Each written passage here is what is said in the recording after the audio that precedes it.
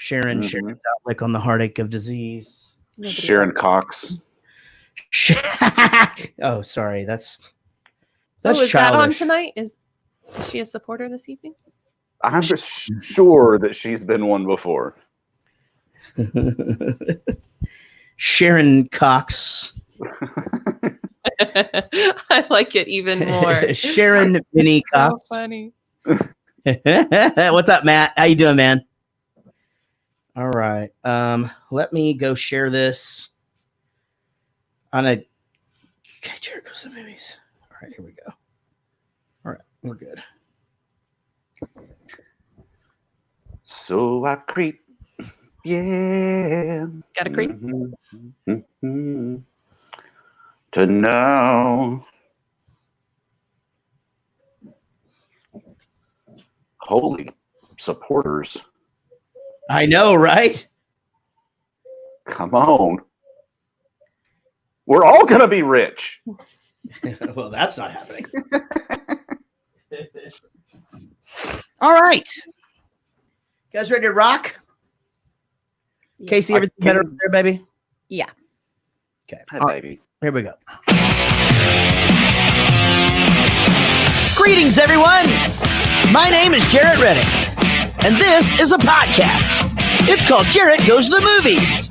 Each week, we get together and talk about a movie that we watched that week, plus whatever the hell else is on our minds.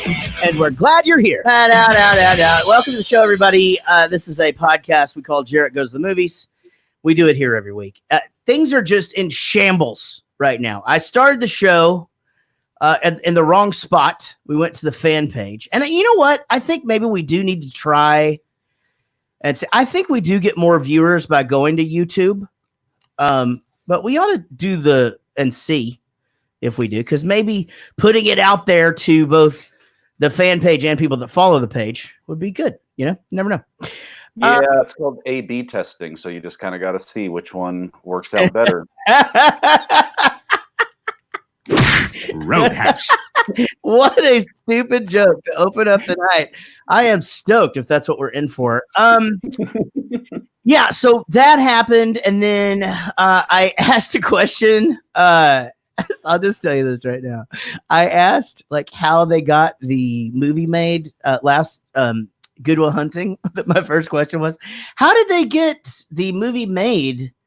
And my answer was going to be they won the Green Light Project or whatever. And no, that's not what happened. They made the movie and then they started that whole thing. And so literally like the first 7 minutes of that whole thing. So it's just been a whole goddamn thing getting into the show today. And then, I'm sure you guys remember that Eric and I did an acoustic performance recently.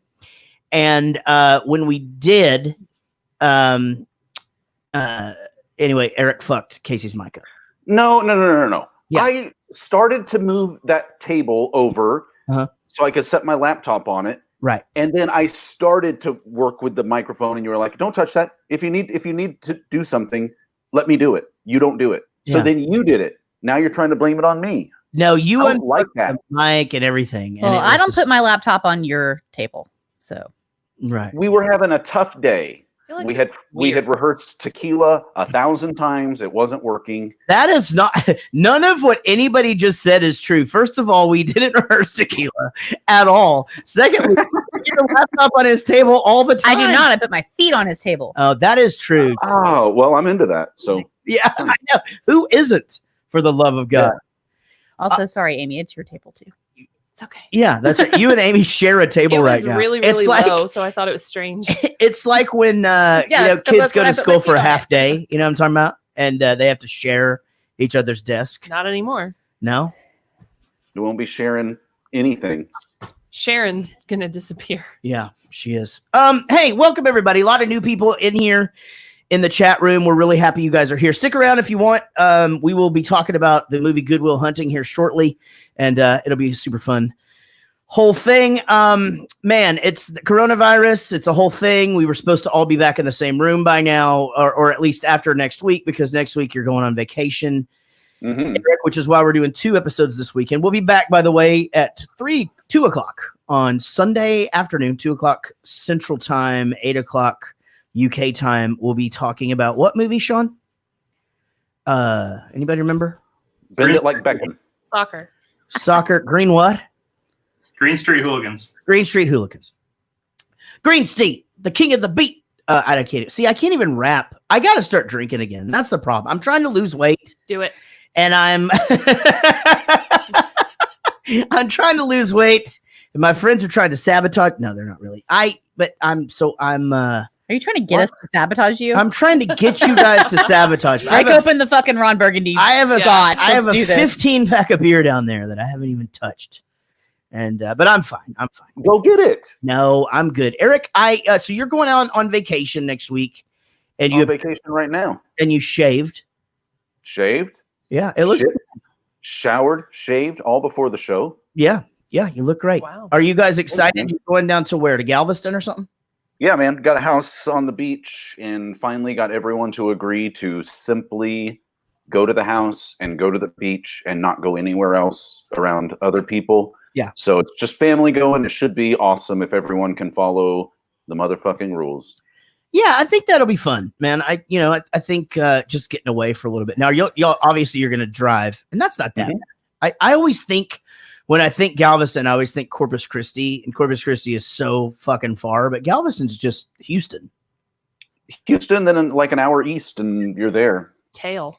It's funny that like in Texas, like something that's like an hour or two away, you're like, oh, it's like the same city, but like, Yeah, that's like very true. Some states completely. Yeah, that is absolutely a thing. I always try to describe things to my UK friends as far as like driving distance, Ooh. but to them, like it can take 2.5 hours to go 40 miles because of the way that everything's set up over there. Yeah, but Kilometers, you mean? people be like, why aren't you playing my city? Yeah, And I always go like just like map quest it. Yeah. That's the whole thing. And it's just like it's 40 minutes away. Why is it Literally that's like next the door. normal distance to get to shit, right? Like yeah, Well, if you have to go around like 17 roundabouts in one neighborhood, you just That's start true. getting, I you're get- like, fuck it, I'm I going get home. car sick. You're right. Take the tube or whatever they fucking call it Yeah, over to.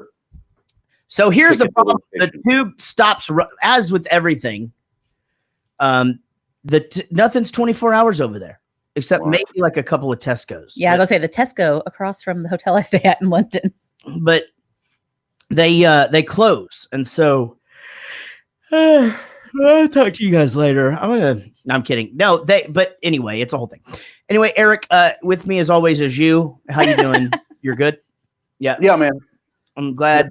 That's awesome. My lovely wife Casey is here. How are you, Casey? I'm doing well. Thank you for asking. Yeah, of course.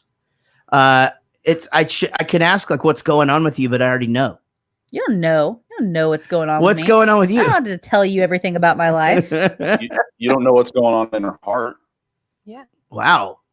Get the fuck Do off. you? What? Yeah. Gross. It's getting weird. Yeah, what just I only tell my happened? true feelings to Sean because I know he won't tell anybody. Right. Yeah. Well, Well, we normally discuss them on our podcast. So right. You guys listen to the podcast, right? What? Speaking of which, Sean is here. Hey buddy, how you doing? hey guys, Good to see you. Are you feeling cooped up? yeah, Yeah. but I'm also going on vacation next month. So Are you? Where are you guys gonna go? it's just me. I'm going out to work on Diego's record that he's doing. Oh, that's a vacation. You're gonna go out there and do free work for your friend. Go, Diego, go. Yeah. Well, that's neat. Yeah, Diego's a good guy. He can get you to do anything for free. Almost anything for free. You know. Did Well, Woody Chris is going to be there too. draw a picture of me? Woody drew a picture of you on 5 questions. Woody, Was it take offensive? a picture of that and send it to Sean. No, it actually looked really good. It looked like your little cartoon that we have of you on the show art. Well, he already erased it, remember? Because that's how 5 Oh, questions work. fuck, that's right. Thanks, Sean. Roadhouse. Oh my God. And then of course, Amy Pittsinger is here. Hi, Amy. Hello, everyone. How are you doing?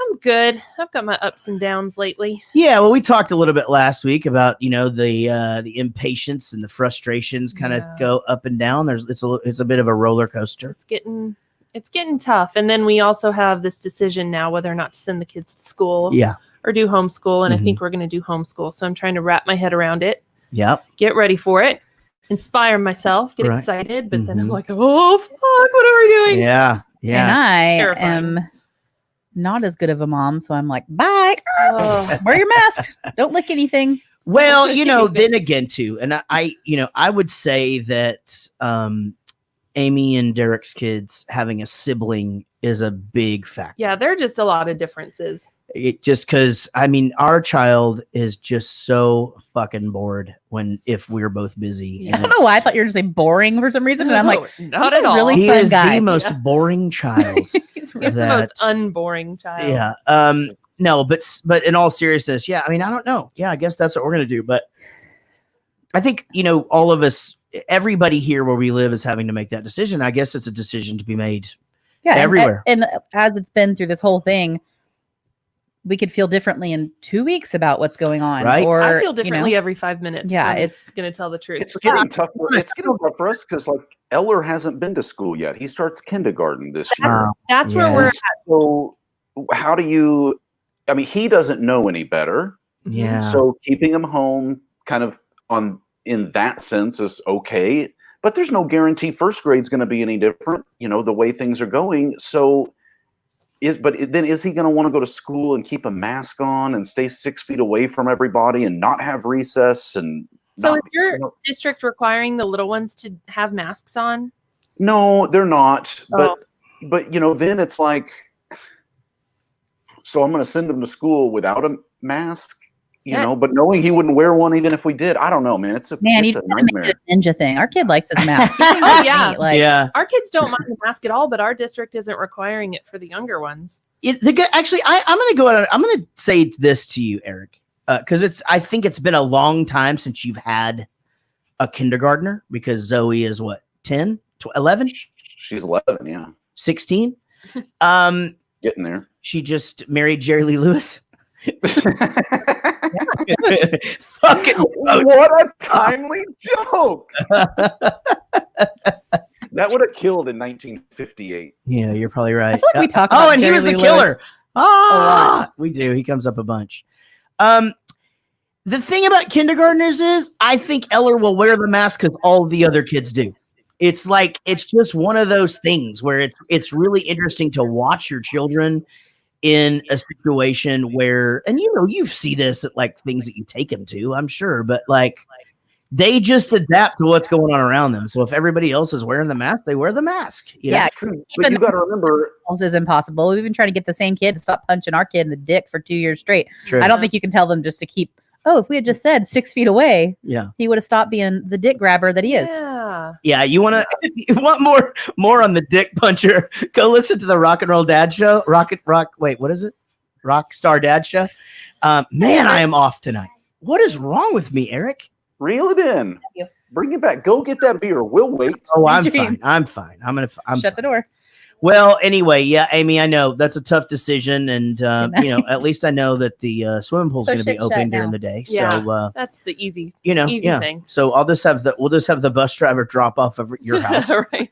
You just put down our address Yeah. as the drop off. We're going to be at his other parents. Yeah. Everett just it does look like me. Everett just walked in with like a big old grin on his face, like I don't know what that word means, but I think I know what you're talking about. Uh-huh. And then he left. He backed right up. Didn't even turn around. I know, Jared. I know I need a beer. I just I'm gonna be fine. I really am gonna be fine. We're gonna get in the groove. And in fact, let's do that now. This is a podcast, guys. If you're just joining us for the first time, whether you're on the live stream or you're listening in your car or you're taking a run or whatever, if you are running, I hope that whatever chases you does not catch you. This is a podcast that is driven exclusively by our Patreon supporters, and boy, do we have some amazing ones. I want to just talk about the Patreon thing for just a few minutes. So bear with me, and we'll be back with the show shortly. First of all, some Patreon news. The $10 at the $10 level, Zoom Hangouts are back. So we used to do these Skype Hangouts, these Google Hangout things. They were terrible. It was terrible technology. with Zoom being a thing and now being in this quarantine thing, we are able to do those now, and we can accommodate as many people as we need. So those of you $10 and up, we will be doing a monthly hang, and super fun. Get to know the cast, talk about whatever, mostly really just listen to me do a bunch of silly shit. So also, we've added to the $35 tier. If you've ever listened to the 5 questions segment and thought to yourself, oh man, I would kick some ass in that, and you heard Woody Chambers, that he's the one on the winning streak, and 50 bones a month, it seems crazy, though. 50 bones a month is $5 an episode, and sure does help us out. No, it's $10 an episode. It's about $12 an episode, but it really does help us out. Yeah. Well, we have a solution for you anyway. The $35 supporter now will be you'll be basically an alternate. We schedule our 5 questions lineup, and people cancel all the time. And so when they do cancel, we will reach out to our $35 supporters to take their place. It is quite often. There are only a certain amount of those dudes that do that. So you'll have to be available on short notice, but you can jump in and we'll make you famous. It'll be great. We do have new supporters at the $1 level, and you guys are excited to hear this. $1 level, Cool Guy from the 515 is now a sponsor, a supporter of the podcast. New $5 supporter, John McClintock. McClantock. Yeah, that's got to be it. John McClantock. Sorry, John. If you bump up to $10, I won't fuck up your name. Now, I kid. At the $20 level, some new peeps. Dennis Hop, everybody. Maddie Ice, Kate Etro, and Joseph Richards. I just want to stop for a second and say that Maddie Ice and Kate Etro and a bunch of these new supporters that have been coming in have been supporting my Stagets all this spring and summer. So give it up for our new $20 supporters, everybody. Dennis, Maddie, Kate, and Joseph, welcome. And now up to the $35 level from the $20 level, Lucy Murray, Daniel Cotton, and Tess Green, everybody. That's right. And I believe Daniel Cotton will make his debut on Sunday. So if you're listening to this live. And Lucy. So both of them will be on the podcast on Sunday. This is a David Dooley and Woody Chambers production. All of our producers are $20 supporters and up, and they are Ad Kringer, Amy Pittsinger, Andy Smith, Ashley C., Brian Mason, Brock Lee, Brian Dunning, Shell Ordway. I just went right over Brock Lee. I was like, I hadn't heard that one before. Damn it. That's a good one.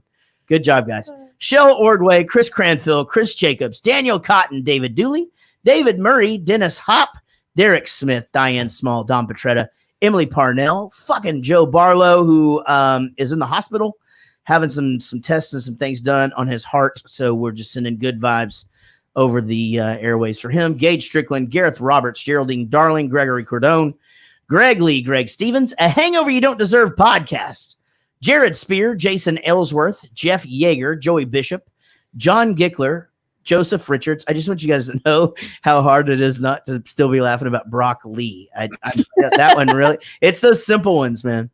Joseph Richards, Josh Millman, Kate Etro, Katie Gardner, Kim Murphy, Kirsty Fisher,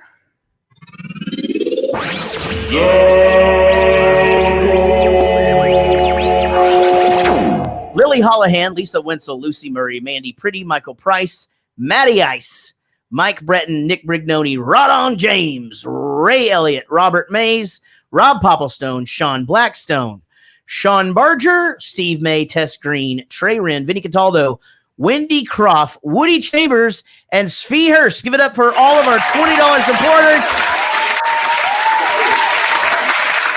Now, before we go out of the Patreon thing, one of the things that does get to happen is you do sometimes.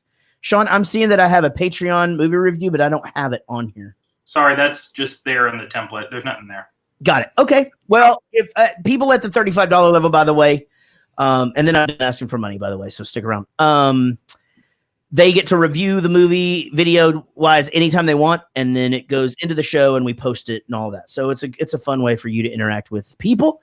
Goodwill Hunting, a 1997 movie that is 2 hours and 7 minutes of pure movie bliss. 8.3 out of 10 on IMDb. 97 on Rotten Tomatoes, which, man, that's fucking high for a movie that is over 20 years old. Budget, $10 million. Box office, $226 million, everybody. That's good, right? It's pretty good. Yeah, That it sounds like a success to me. That is not bad, you know. And what's crazy is they went and got Robin Williams, and And I'm almost certain that these guys that wrote this movie like went on to do like other stuff too after this. You know, it wasn't like just a one-time thing. I mean, you guys probably know who I'm talking about. All right, Eric, had you seen Goodwill Hunting before? I chose this. This is my favorite movie of all time. All right, so no reason really to do what we normally do here. You just read us the synopsis then. Will Hunting, a janitor at MIT, has a gift for mathematics, but needs help from a psychologist to find direction in his life. Yeah, I mean, a good synopsis indeed. I mean, really, whether or not he needs it or thinks he needs it or whatever, it certainly is being put on him because one way or another. It's funny. He does need it. He does need it. 100%. He does. But, it's funny. I mean, I'm sure there's so many people who are in, and maybe him more. I mean, just going by how insane it must be in his head. I can't even imagine, because I pretty much know everything. Like I don't know everything, but pretty much. And it's hard. It's probably why we both kind of gravitated towards this film and kind of identified with the main character so much. Yeah. And then Sean was our Casey Affleck. Yeah. Jerks off into baseball gloves. Right. In our parents' bedroom, so to speak. Is there another VCR in the house? Yeah, he was just like, I got a VCR. It's funny. I don't remember him being in the movie at all, and it's been a long time. So it's probably before he had done much. But he was great even back then. Like, for some reason, I thought Casey Affleck just is one of those dudes that, like, just sort of figured out acting along the way. But no, he was already really good. Yeah, then he went and won an Academy Award. Yes, of course. Yeah, absolutely, which is fucking great. I mean, man, that family, they're pretty stoked, right? Yeah. That Ben Affleck's like battling alcoholism and Yeah, got divorced and said it was the biggest regret of his life. And I think he's pretty fucking miserable. Yeah. He went the wrong way. Wait, what? Yeah. He's not doing so good. He's battling alcoholism, went to rehab, and said he regrets getting a divorce. Yeah, then Jennifer Gardner and him got divorced, and he's on talk shows being like, it was the worst mistake of my life. And yeah, well, guess what? Fucking all of us thought that. Yeah. That was one of those ones where we're like, well, we shouldn't put ourselves in his shoes. Fuck it. I'm putting myself in his shoes. Don't do that, Ben. Bad idea, man. Have you seen what's in her wallet? Oh my God. No. I don't like that.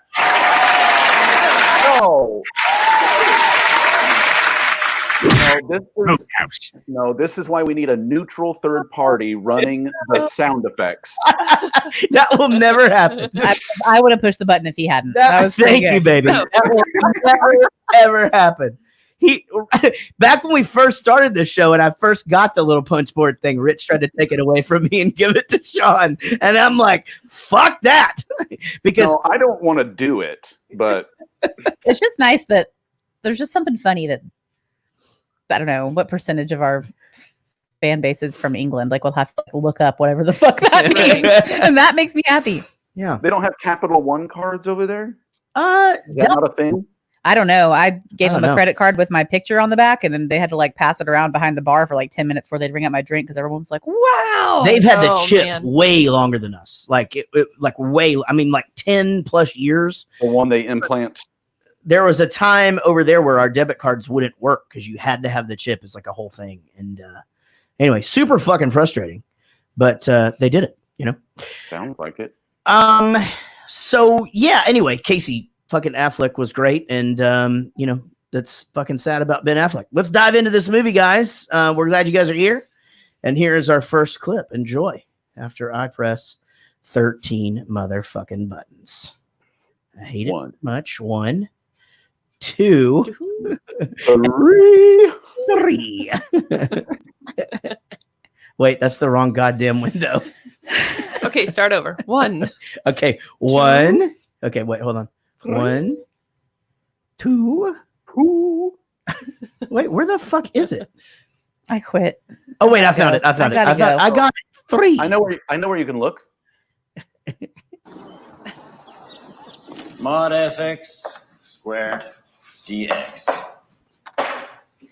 So please finish Percival by next time. I know many of you had this as undergraduates, but it won't hurt to brush up. Thank you, Stephen. I also put an advanced Fourier system on the main hallway chalkboard. And I'm hoping that one of you might prove it by the end of the semester.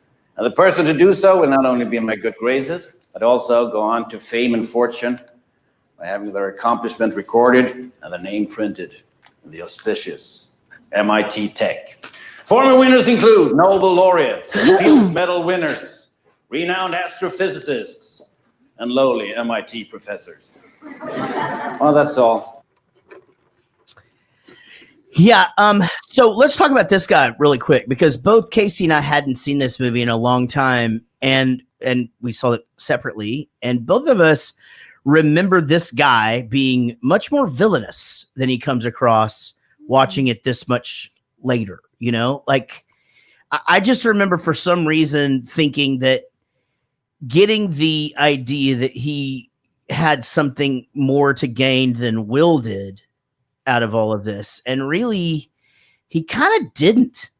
He's not a bad guy. The conflict here is two professionals who have an interest in Will, you know, either getting better or being better, but for two totally different reasons. So the only reason that we kind of even look at him as the kind of antagonist in this is because he wants Will to be successful, but there's some benefit to him if he is, where, you know, Robin Williams' character, him getting better is just because he wants him to get better. He wants him to have a happy life. And so, yeah, you're right. This is my favorite movie, and I hadn't seen it in a while. I would kind of felt the same way as you did. Like, oh, I thought this was a little more sinister. It's not. It's just he's a highly motivated individual who is an award-winning mathematician. And how long were you to say that? Well, I watched this.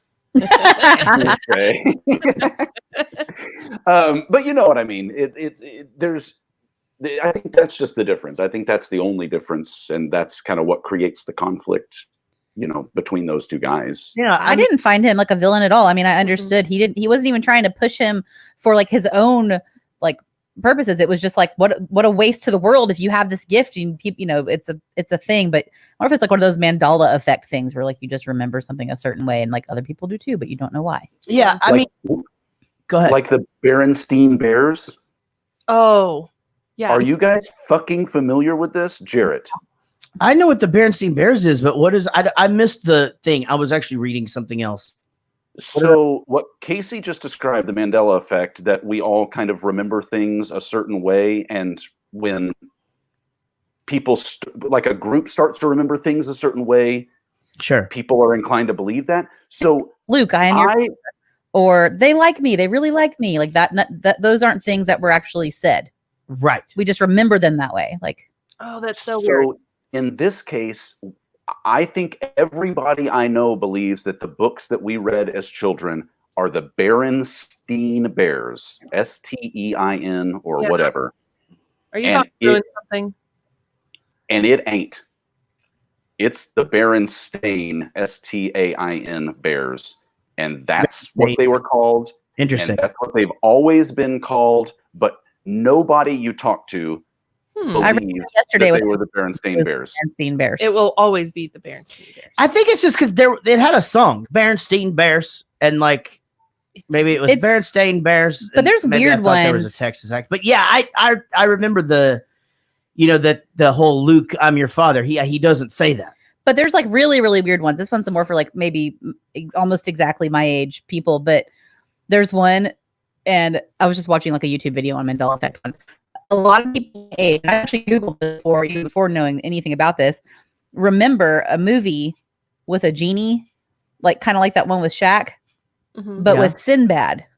Oh, yeah. And like everybody just remembers this movie, like with the other movie where Sinbad was the genie. Okay. And it doesn't fucking exist. It never happened. It's like some weird thing where like the VHS had a Sinbad preview on the Kazam thing. And so it just like mind fucked everybody. And there's like this whole generation of people that just remember the Sinbad movie, like just Mandela effect. It's just I think weird. we had this conversation because we were looking at the movie Shazam for the kids to watch. And Yeah. we're like, oh Was it- yeah, that one from way back when. No, this is a brand new one. Yeah, well, the other one was But- Kazam. Yes, and that's what got us onto the whole conversation. Yeah. We're like, yeah, Shaq. No, it was Sinbad. But I feel like this, I mean, I've seen this movie multiple times and I just remembered that guy being like Yeah. evil and mean and loud and angry, and he just wasn't. Right. Well, that's just the thing. Like the antagonist in this movie is Will himself. You know, it's him. It's his thoughts, his actions, his just reactions to things, and just the desire to push anything away that could possibly ever leave him.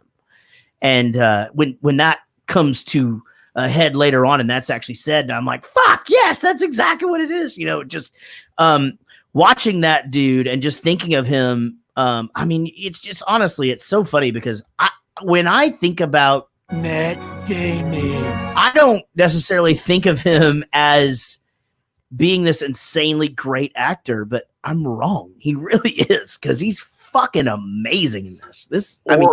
He just got worse over time. Like this was the best he ever did, and it's all been downhill from there. Those are the only two options. Well, and he does do, I mean, you know, I love those Jason Bourne movies. Like I fucking love them. Like me and Casey watched all of them one time. Like they're awesome. But I mean, you know, I don't know. I mean, I guess he did like The Martian was really good, right? I've never seen that. Oh, I love The Martian. I saw the other one where he's in space, but he turns out being the bad guy. Interstellar, right? Gravity. No. What? You're right. There is no gravity in space. Got it. So obviously when the credits start rolling and you're like, oh, Kevin Smith was involved in this is great. And then Harvey Weinstein, and you're like, yeah, I read some trivia on this one because I thought it would be real interesting, and half of the comments are about Harvey Weinstein. yeah, of course And they the are. first one I read was about a gay sex scene that they wrote in the script just to see if anybody would read that far. And Harvey Weinstein was the only one that read that far and was like, yeah, you guys should probably take that scene out. It's weird. Fucking what? Yeah. Yeah, for sure. That is Right. crazy. I had no idea. Yeah, a lot of the trivia things were about Harvey. Good old Harv. Yeah. Also? Meaning Harv that, the Parv. like, not in a bad light. You're thinking like just getting the thing made, just and like part how. of the making of the Yeah. movie. I mean, he was a big part of it. Yeah. Yeah. Also, in other news, Skechers doesn't have a T in it. Mandela effect. I knew that. Because Oh, I you don't wear think I knew that. Oh well, yeah. I'm 48 and a boy. Yeah, you That's- should be wearing New Balance. No, not yet. I think that's at like in late fit. Plus, I'm a rock star. I can't get That's away when with you that. own Apple. Yeah. Right. Let's talk about math for a second.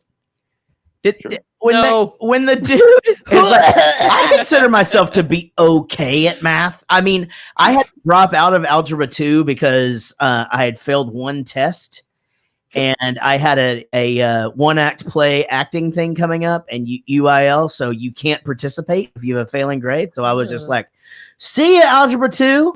And Can't fail if you don't take the class. right, exactly. right. So I was fucking out of there. But when they get to talking about just like sitting together and working on math and this math and all this, I just, it's so far out there for me that I honestly just don't understand it. Like I understand, like, we're going on a yoga retreat for 6 months or something, you know what I mean? Like, and we're going to be able to bend our head around our fucking asshole.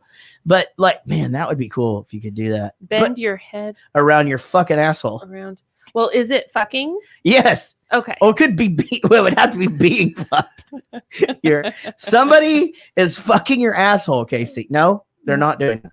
Just somebody? Yeah. Like, I don't even know. If one? you're at a yoga retreat. I don't know who it is. I don't know. If I'm at a It's all yoga free. retreat, fucking anything could happen, I guess. All bets are off. My God, if I've made it that far. Wait, where were we? No, but seriously, do you Eric, when they start talking about that, I mean, do you even have like, is there some sort of computer thing where that gets in your head where you're like, okay, I can kind of understand what's going on? Well, like that first one, I mean, at the time in '97, a Fournier theory was, pretty out there.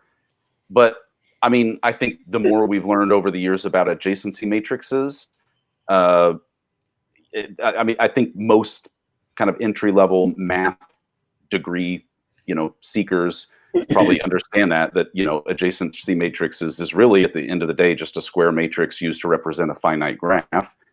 But I think maybe at the time that was a big deal. I actually managed not to listen to any of that on accident. What do you do with that kind of stuff? Though, what exactly is it? Physics by that point, or engine? Yeah. I mean, right? It's just the properties of like energy, and I mean things that we can't physically see. It's just confusing for me to even understand what the hell they're even using it for. I know. As I was watching, wouldn't it be funny for me? Like, I'm just gonna just go take math classes for the rest of my life. Like, wouldn't it be weird? Like at 30, like I'm just gonna be good at math. I'm gonna be smart in math. I'm just gonna know how to do math. Yeah. Well, I think for these guys, they don't always know exactly what kind of the practical application is going to be. These are unsolved kind of ideas, and until you solve them, you're not really sure what the expected application is going to be. But you're right, Jared. It does get into physics and chemistry and stuff like that, where the technology that we have that makes computers smaller and smaller and smaller. It's not like we're just making wires smaller. There's a lot that goes into how that works, and a lot of that is math based. So, all right, it's really interesting. It's really heady, high level stuff. Sounds like it for sure. Do you know people that could do? I do. Me and the dudes have a friend that's like certified genius, like in that what do you call it, Mensa math. And he quit everything. He was a statistician for Blockbuster Video. So obviously that job went bye-bye. No, he's a stand-up comedian now. Good for him. Yeah. So he's real fucked up in the head. 100%. Got it. Yeah. But okay, so let's go back to what we're talking about, the movie, and not just the math part of it, Eric. But that was fantastic, by the way. Well, Adam Markovich says that actually we're misremembering it, and it's Harvey Weinstein. I saw that. That's a pretty good one. Good job, buddy. I like Adam. Like that. He's all right. Now, so they're at the kids' baseball game. I guess that's just because what they're doing. They're just out drinking beers, going to the kids' best, and they see the dude that used to beat his ass in kindergarten, and then this just seems so Boston to me. It really does. It just. That just seems like something to happen. Like, oh, there's that dude right there. Let's just go start a fight with that guy. Fuck him up. And boy, does he! Jesus Christ! And then here's my thing. And I think this is a good time to talk about it because with everything that's going on in the world, I'm not ever going to knee a cop in the balls. I've decided. Nope. Oh, I'm not going to do it. You just decided that recently? Yeah. Well, just because I know there's a lot of things happening in the world right now, and I just wanted to get that out there. I'm not going to knee a cop in the balls. Who would you knee in the balls? You. Mm-hmm. I know you would. Who else? Any of my bandmates. Sean, would you knee Sean in the balls? No. I probably wouldn't unless like he was drinking for some silly reason and was like, you got to knee me in the balls. And then I totally would for sure. Oh, he's drinking tonight. Go drive over there real quick. Can I just ask you why you would knee me in the balls, but not Sean? Because I know that you would think it was funny after the fact because it was me. Okay. Also, it didn't seem like it's going to look really funny because you're so much taller than me. Me trying to get my knee that high, I'm going to look like I'm in the fucking Rockettes. Okay, that would be funny. Yeah. But my balls are low hanging fruit, so you won't have to lift your right. It's like knee that high down there, just like. Yeah, I'm in my 40s now, so they just. Yeah. I was wearing boxer shorts today instead of boxer briefs. Yeah, and that doesn't happen very often. I mean, I full on sat down on my own nuts today. On my was that first? I've done that. Holy hell! It doesn't feel good. It does. No. I just had a flashback to a story. Oh my god! I didn't even tell you this, Jarrett. So oh man, I don't know why it wasn't as funny at the time, but now I can't even say it. Okay, so he was in the bathtub the other day, and he just goes, "Mom," I said, "What?" He dropped the bar of soap into the water, and whenever he went real hard to get it, he like punched himself in the nuts. Oh no! And he just kept going. No, that's not it. He grabbed it. He went to grab the soap and he just grabbed them really hard. And then he came. He's like, I tried to grab my balls. And I was like, I know what you're saying. He's like, no, like the ball, like the actual ball thing. I was just like, I'm so sorry, dude. And he was like, he just Visibly. accidentally, Yeah. just fucking punched himself in the balls. I remember when Henry found a ball. Oh, he was terrified. He was peeing and I was sitting at my computer and he just like stopped and looked over at me and goes, Mom, there's a ball in there. And I go, there's probably another one. I'm telling you. If not now, soon. Yeah. Parents all have great stories, but I just think moms of sons just have better ones because it's just So such a good. weird, unfamiliar, Yeah. like, what the fuck? Ugh. Yeah, like what you can do, like what you're supposed to say or whatever. Yeah, I remember the last time I sat on my balls, actually. Somebody put both seats down and I went to go sit down on the toilet in the dark. And I sat on the toilet lid and my nuts were under there. And 'cause they were ready to go, just hang on there, like they're already like, my Christmas ornament. I don't know why I think this is so funny. Oh man. Just sat right down on them. And it was. I would do things like Jarrett would like walk by. Ever was like potty training. I'd have him like up on a fucking stool and I'm holding him up and I'm like, no, good. He's like, just sit him on the potty. And I'm like, I don't know. I thought he's supposed to stand. He's like, he's 2. No, he is supposed to stand. But not when he's 2. Don't listen to Jarrett. He stands now. It's fine. What? Okay. Yeah. I mean, I don't know. My dad was like one of those, like, you're going to stand, and I'm not going to force that on people. I stand to pee. People like anybody that comes in the house. Like, I mean, I like You're at the listen Christmas here. party and he likes to stomp your feet. I like to sit down and pee Prove it. because I am like, I'll sit down and because sometimes, first of all, it's the only time I get alone in my whole house. You are ever. upstairs in your studio alone for 8 hours a day. That's not alone. There's people talking to me and all kinds of stuff. If I go to the bathroom, I'm in there by myself with my phone, emailing people. It's the same thing.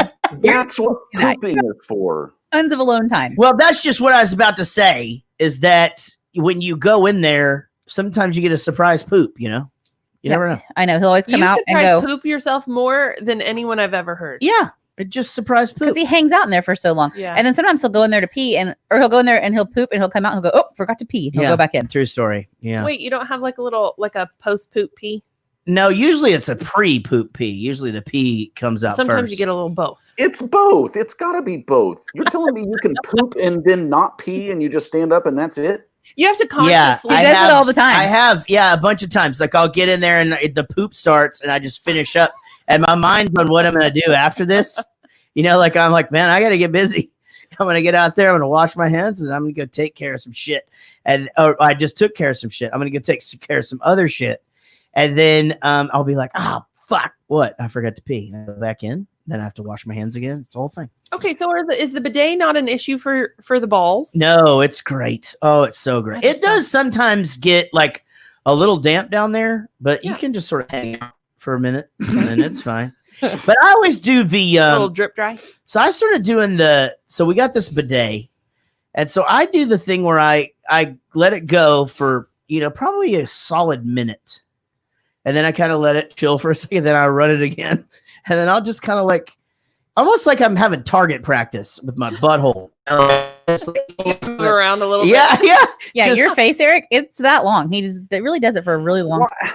How? I'll be there like do my makeup and I just hear Yes, I used to think that he was washing his hands, and I'm like, oh no, that's the bidet. Yeah.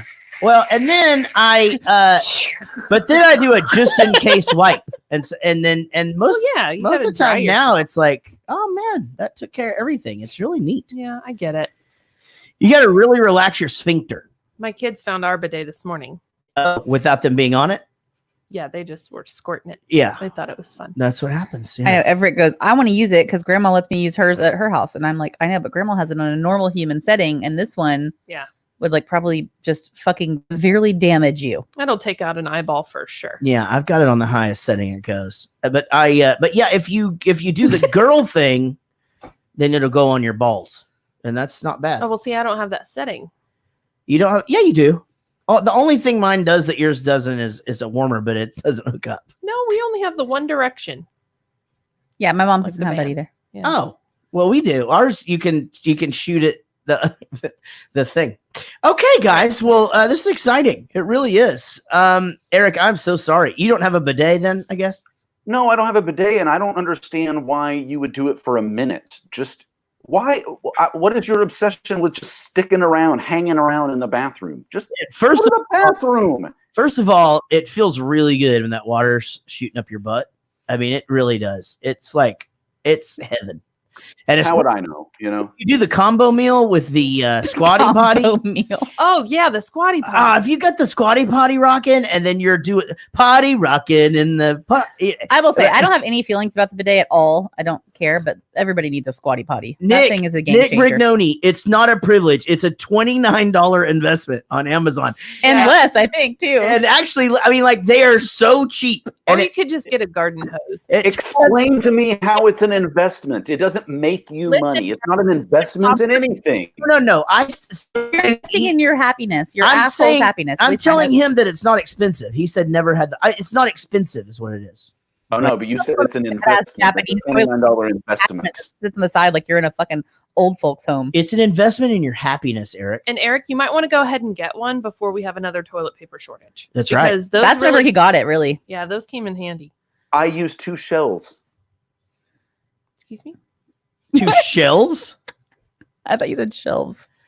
Shells. 2 seashells that I used one to scoop the poop Oh. out of my butt. So you literally have pooper Ew. scoopers. Is that a thing that people used to do? Like, did people used to do it with seashells, like scrape it out of there? Oh my God. It's from a movie, but I don't remember what movie it's from. Are you allowed to tell the story? Isn't there one where the chopper? isn't there a country where they wipe with their hands so they shake hands with the other hand, like they shake hands left-handed or something because they wipe their butt with their hands? That's an old. I mean, I've heard that before. I don't know if that's true or not. I've never been out of the Ever heard country. of a turd chopper? A waffle stomper? A turd. Whoa, a waffle. What does a waffle stomper do? When you take a shit in the shower and then you have to stomp it down through the drain at the bottom. Amy, you don't have to. Will you tell them what a turd chopper A is? turd chopper is if you take a large dump pretty much every single time and the toilet has a hard time getting it all the way down, you get a wire hanger, let's say it's a triangle like this, and then you pull the bottom of it down so you elongate it. Okay. So the hanger part of it is your handle, and you shove it down into the toilet and you chop your turd enough to where it can then be flushed.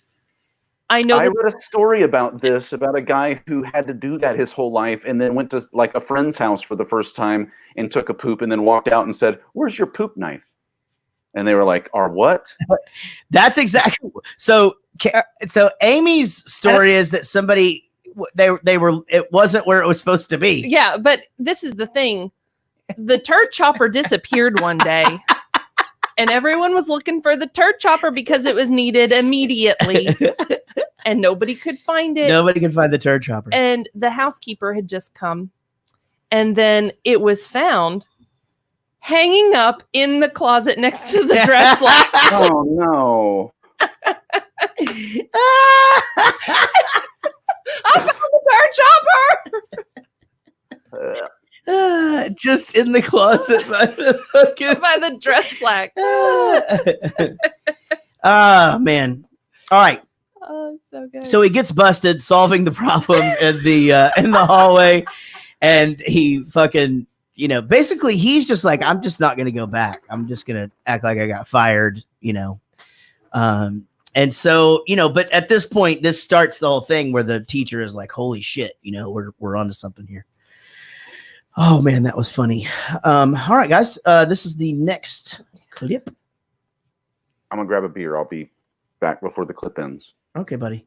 Ready, set, go. Matter of fact, I won't because wood drastically underestimates Son the of a impact bitch. of social. Sorry, guys.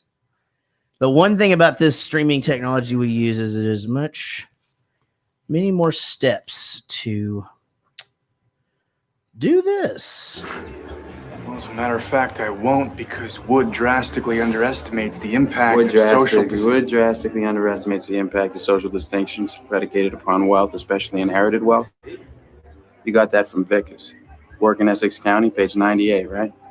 Yeah, I read that too. Were you going to plagiarize the whole thing for us? Do you have any thoughts of your own on this matter? Or is that your thing? You come into a bar, you read some obscure passage, and then pretend you pawn it off as your own idea just to impress some girls, embarrass my friend? See, the sad thing about a guy like you is in 50 years, you're going to start doing some thinking on your own, and you're going to come up with the fact that there are two certainties in life. One, don't do that. And two, you dropped 150 grand on a fucking education you could have got for $1.50 in late charges at the public library. Yeah, but I will have a degree, and you'll be serving my kids fries at a drive-thru on our way to a skiing trip. Yeah, maybe. Yeah, but at least it won't be unoriginal. But I mean, if you have a problem like that, I mean, we could just step outside. We could figure it out. Oh man, there's no problem. It's cool. It's cool. Cool. Damn right, it's cool. How you like me now? My boy's wicked smart. Wicked smart. That's the best scene in the movie, right? That's one of my favorites. I mean, I just think there's so many really well-written monologues in this movie. I mean, and we have a bunch of them in the clips. It's just, again, you can tell a lot of thought went into this, just because, that, again, this is where they grew up and they were around this kind of shit. And, I know Boston's not that big of a college town, but, that's a Spinal Tap joke, by the way. You ever seen Spinal Tap, Eric? For sure. And that was the last show y'all did before I came on board. I wish we could have delayed it one. Oh man. Yeah. Well, we'll do it again. We'll do it again. I feel like this scene, though, you really get to figure out who he is. Like that really makes you understand that he is a genius beyond belief. He is a genius, but he Page still 98. wants to whoop the dude. He still wants to kick Right. some ass, but he doesn't. There's an edge to it for sure. He doesn't want to blow it in the bar, and obviously he's, they're talking to chicks or whatever. He knows that that's going to be the end of that. And plus, I'm sure it's one of those things where if you start a fight in a Harvard bar, the Harvard guys kick the shit out of you, Do they? I don't know. Or they throw books at you. Maybe they Yeah. try to teach you something. I don't know. Listen, that's not the way we act. Let's stop this insanity right now. I think it was Louis Pasteur who said, Louis Pasteur. No, I thought it was cool that the Mini Driver character just comes over to him at the end of the night, just like, you're an idiot, and just like, I've been waiting. No, that's not what she said. She didn't. What'd she say? She said, y'all an idiot. You're an idiot. Yeah, Her- you sound it like is- Forrest Gump. Boy, her accent, and maybe it's just her normal way of talking. It is the only part about this movie that I can't fucking stand. She's actually English, though. Yeah, I thought that was her She's normal. English. voice. That's fine. But she talks like she's doing a British accent with acorns shoved in both sides of her mouth. Oh, well, yeah, she's. But that's a really good Forrest Gump, though, for when we do that movie. Yeah, so just keep that in mind. That was really good. Mini when you Driver do- with corn in her Yeah, mouth. when you do, you're when you And he's off. when you hey hold on, guys, wait a minute, you guys gotta come see my friend Eric's Ford impression. Come here, y'all see this. Hey, Eric, do Mini Driver with corn in both sides of her mouth. Mama always said you're an idiot.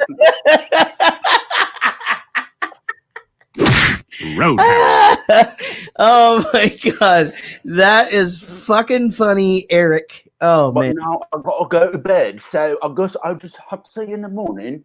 She, Oh, you right. know what? She didn't really annoy me, and honestly, I don't remember her being attractive, but I found her attractive in this, although she has really weird looking hands.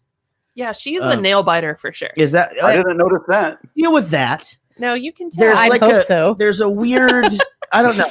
Something was weird about her hands. I can't. I don't know what it is. Mini driver hands. Mini driver let's hands. Check these guys You're gonna out. get a guy with With his hands on a steering wheel. That's gonna be the character that what's her face used to play on Kristen Wiig Kristen Wiig thing with on the Tom Welch Yeah. show. She's popping bubbles. It's gonna look like a It's just driving. It's like a full size car with a really little steering wheel. Mini driver hands. Yeah, she's got that.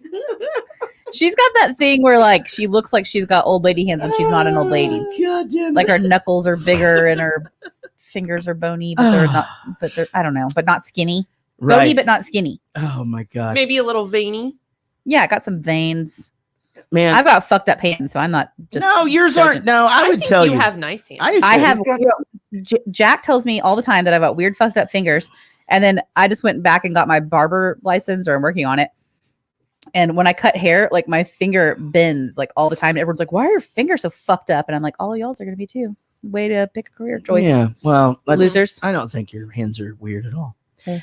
Now, another one of the good acting things that I thought him representing himself in court was amazing, and how when the judge starts to go over everything, he's just like, you've got all these charges dating back to whatever, like 1992 or whatever, and essentially what he says is, you've like literally got them all dismissed with some kind of fucked up, crazy shit, and 17th century common law and that kind of shit. Yeah. Just, I mean, and it's crazy because it's probably something that the normal lawyer, I guess now we have laptops and shit, but if you didn't have that stuff in your brain at this point, what are you going to do? How are you going to argue against that? Just, no, actually, no, that's not true. Yeah, it is. It's a thing. But you also get his history here.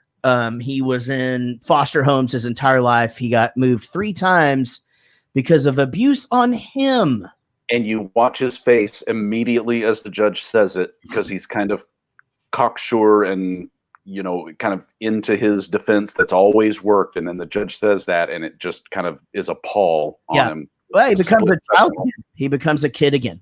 It's yeah, I mean, and that's very, very well done. That whole thing where he's going to just make an example of him and all of that shit. So then it's funny that his call from prison is to this girl he met at the bar one time. He goes, "You don't happen to be pre-law, do you?" It's a pretty, you know what? I mean, it's not a bad, throw out there and see what happens. Yeah, I mean, you never know. it definitely make you a standout. Yeah, that's for sure. So they get him released, and again, I think I remembered this being held over his head more than it was, and that the professor gets him out. He has to meet with him once a week and basically just jerk him off with math, and then which. When he's got his arm around him and he's playing with his hair the first time or whatever, I'm like, okay, what's happening? And the other he's a little jealous bitch. Exactly. Tom is his name, because the whole movie I was like, fuck, that guy, that sucks. I know, and you just went, uh-oh, when he did that. And I was like, maybe he is a creep, because that girl was like, came up to him and said, yeah, we want to know who did the thing. And he's like, oh, Sunday, maybe we have a drink with me. We can have a drink later or whatever. And I was like, ew. She was like, maybe. But that was gross. I probably would have been like, but that's different. I guess that's a thing though, right? I mean, like in college, that was a big thing, like in Northeastern colleges and like Ivy League private colleges like that. What? Where like professors, like it not being an issue, professors having drinks with like students. And I mean, they're all adults, right? Yeah. But there's a power dynamic there. But it was like, just a thing, just a normal old thing. In Animal House, that's like a very big part of the movie that isn't the comedy aspect of the actual story. Is that what's his name, Gopher or Ogre? I can't remember. Go. Animal. No. It's no. That's the guy with the house. But anyway, then he's got to see a therapist. Go ahead, baby. My psychology professor just said, you get extra points if you go to the gay pride parade, but if you see me, I will be wearing a G-string Spartan outfit. I do not know you. Do not say hello. Yeah, So I saw one of my professors. He didn't want to hang out with us at a gay bar in Dallas one time. He was That is so fucking cool. He was in the middle, or I guess I should say she was in the middle of her transition. But I didn't go say hi. Interesting. Didn't want to make it weird. The weird thing that happened that a professor said to us in college was I had a psychology professor go, he just said this. He goes, listen, I can't stand up here and tell you guys to try hallucinogenic drugs. I can't. I've got tenure and I can't stand up here and say this. But if you ever get the chance to try LSD, I was like, did he just fucking tell us to try LSD? You know, and sure enough, that's what he was saying. He was just like, because it is fucking awesome. And he just, went into this whole. That's what we were talking about. We were talking about hallucinogenic drugs, and unfortunately for me, I have zero retention from anything out of a book, and so I don't remember any of it. So I have to ask Casey about all of my stuff because all of her friends did all of the drugs, so she can tell me what all the drugs do. That must be awesome to be that level of professor. You can say anything you want Yeah. and they can't do anything to you. I don't think it's the same now. Yeah. I think 10 years ago or more, it's probably different. But oh yeah, I had a Western Civ teacher tell somebody that they just needed to go drop the fucking class in front of the fucking class. yeah, I've heard that many times. And I was just like, holy shit. Yeah, I was a freshman. I'd never heard a teacher swear before, well, that's not true. My theater arts and coaches, Coaches, and my theater arts teachers swore all the time. I did have one that said, I don't care that your parents are paying for this. If one of them emailed me, you will fucking fail. That's awesome. That's brilliant. I love it. That's good. Because it would happen. All these 18-year-old kids and their parents being like, how could he get his grade up? It's like, by being a fucking adult. I used to teach labs in college. I loved it. I thought I loved teaching. And then I went to high school. It was awful. Yeah. The parents ruined it. Oh, sure. But now they ruin it in college. What? Oh, no, it's the worst. Oh, yeah. No, not in college. Oh, 100%. What? Oh, yeah. No, you can't even discipline kids. It's because my brother was literally got out of that business. He was head of residency at Midwestern State and was getting promoted, on his way up to be like a vice president of a university. What? And got out of it literally because you couldn't punish kids for weed anymore because their parents would just come up and then the school would be on you. They just threatened fucking suing all the time. Well, or the parents would just be like, hey, well, they donate a lot of money to this thing or this thing or whatever. And my brother would be like, well, you give me rules and I can't, do anyway. It's that would no terrible. Mm-mm. It's just children and all are fucking not ours, but I feel like all kids, you hear kids be like, I'd fucking sue them. They say that all the time. Oh, of course. Yeah. That's the thing. Our older two have said that shit. Yeah. Even just yesterday, Everett was like, we need to get a refund on this thing, some toy or something like that. And I said, we don't do anything. You didn't spend any money and that's our money. And you don't talk about anything about our money. And he was just like, okay, I don't ever want to instill that he's got that it's the same fucking level of thing. You're a child. Yeah. It's totally separate. And to put those two things together is gross. I don't know. Yeah. Anyway, kids fucking suck. But so he goes through the shrinks pretty great. I mean, said, he just sits to the first one. He goes, hey, I don't care if you putt from the rough. I have a hard time hiding the fact you're gay. Yeah. And the guy's just like, I'm not gay. And I meant to pull the clip of Mr. Garrison going, I am not gay, but it's after it's Mrs. Garrison. It's after he has the operation. I am not gay. I just thought that one psychologist or whatever, I thought that guy was the worst because I was like, really? He really can't handle that? Oh yeah. Just be like, oh, fuck you, buddy. And to sort of, he had to be like, nobody had ever talked back to him before. Yeah. Mm-hmm. It's because that guy was fucking gay. Yeah. 100%. Nobody had ever called him out on it before. And then back in Boston, and it's where you couldn't, just be out there. I'm sure it's 20 years ago in a tough part of town. And Yeah. he comes out, he's just like, I can't do this pro bono anymore. And I'm never talking to that loony in there again. That loony. Yeah.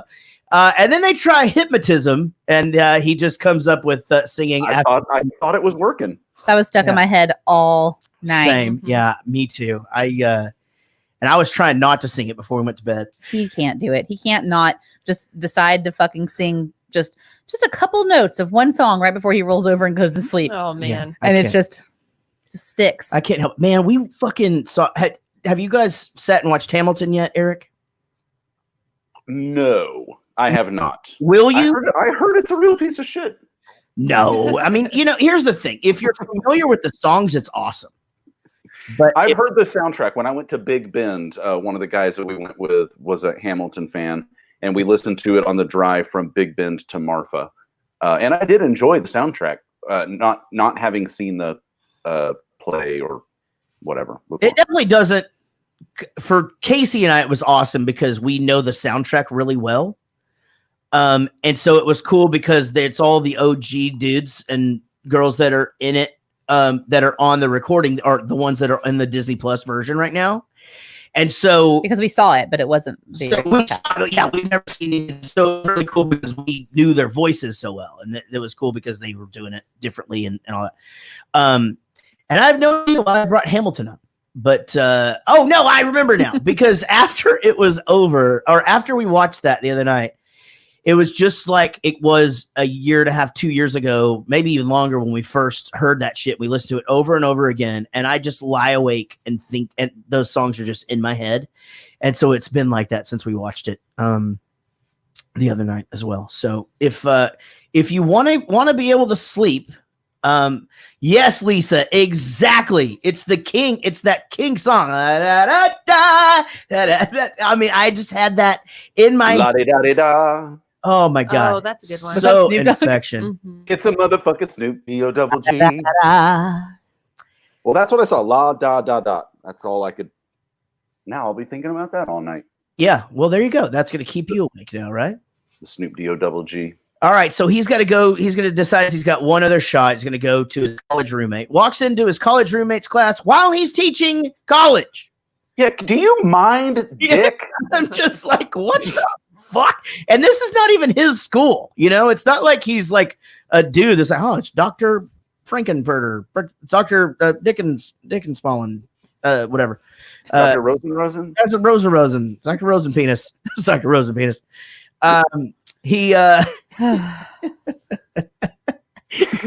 Me and Casey did that scene just over and over for probably 3 weeks. He'd just be like, oh, Dr. Rosen, Dr. Rosenpenis, Dr. Rosen.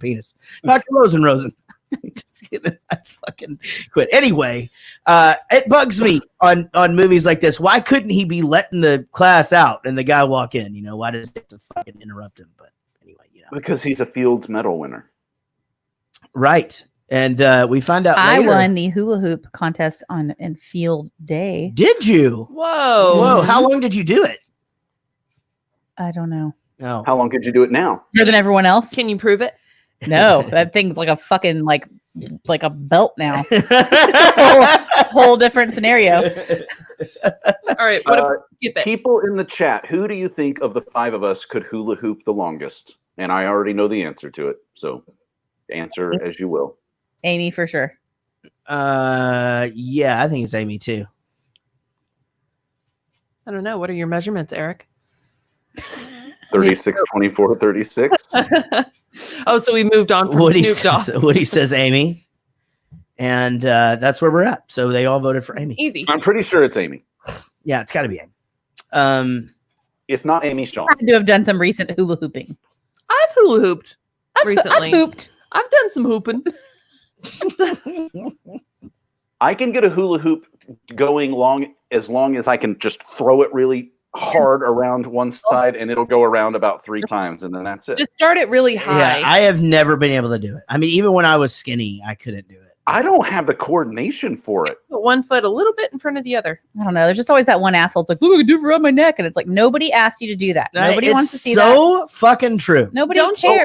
That I around can do it. easier than around the waist. Well, yeah, I anybody can do it around my arm forever. can do Oh, that. for sure. Yeah. Oh, okay. Sorry, y'all are awesome. Actually, you know what? I didn't mean that. I know a guy that doesn't have any arms. He can't do it. You know, if you have 2 arms, you have more than the average person. Let me think about that for a second. Yeah, I'm not there yet. Yeah, I don't know if I got that one. I feel like I'd get it if we were drinking. Okay, we'll add up all the people on Earth and Yeah. add up all the number of arms and Yeah. divide the 2. And if you have 2 arms, you have more than the average person. Oh, okay. Okay. The average person probably has 1.9999999 arms. Because you're taking to. Oh, into I see account- what you're saying. That because because it's right. I feel like you're not factoring Because the of, 3 because on. of math. Yeah. What about that? But there are more people with 1 arm than there are 3 arms. So those kind of What about that guy? 1,000%. You've traveled the world and checked out everybody's arms. What about the guy that's on that meme that's got the baby's arm hanging from his crotch? What if you only have 1 arm, but you only have half a body? Then is the percentage change of person? Yeah. No, because even when I did my master's thesis on this, we even took conjoined twins into account, and that's 1 person with 4 arms. But you can't assume that they're conjoined on the side. They could be conjoined on the back or the front. I wasn't assuming anything. I went around to every one of them. You know what happens Oh. whenever we assume. My apologies. Anyway, Well, I heard I this- don't expect y'all to know. Yeah, maybe that means you. In what way? Maybe you're in the middle of a storm, a big fucking storm. Yeah. The sky's falling on your head, the waves are crashing over your little boat, the oars are about to snap. You're just pissing your pants, you're crying for the harbor, so maybe you do what you gotta do to get out. You know, maybe you became a psychologist. Bingo. That's it. Let me do my job. Now you still with me. Come on. Maybe you married the wrong woman. Maybe you should watch your mouth. Want you right there, Chief, all right?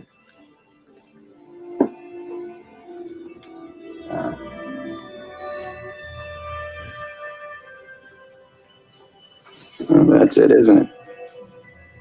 You married the wrong woman. What happened?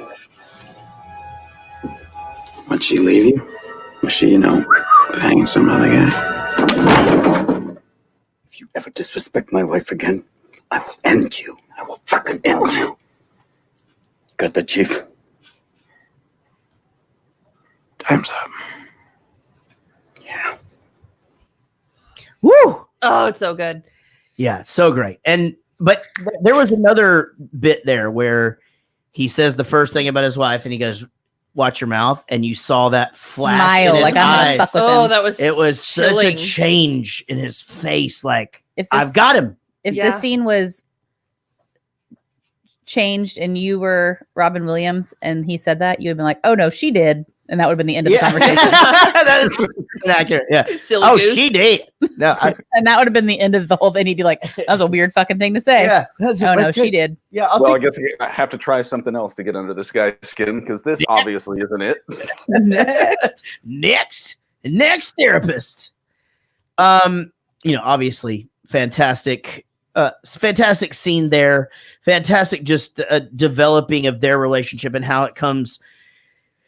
it just goes to, back and forth, and then just all of a sudden there's a mutual love that these two eventually develop for each other, and a dependence almost on one another. It's pretty crazy. He instantly starts fucking with Minnie Driver about her money and shit, and she just like, "Oh no, I inherited it. My dad died or whatever." And then they talk with their mouths open a bunch and kiss with fresh bites of hamburger Ugh. in their mouth. Got a little of your pickle. Yeah, I got both. Sorry, it feel- sounds like you have corn in your mouth. Yeah. Oh my god. Oh, is that Forrest Gump again? What kind of shrimp? Yeah, that scene really. Gumbo. The I hamburger. know what thing? kind of Yeah. pressure too. Like if you're just like a person that likes to eat your own fucking food on a first date, like what do you do in that situation? You're on a date with a girl and she's like, "Oh, shit, get in here!" Like you just do it and then just think about it for the rest of your life. Like that was gross. 100%. Yeah. No.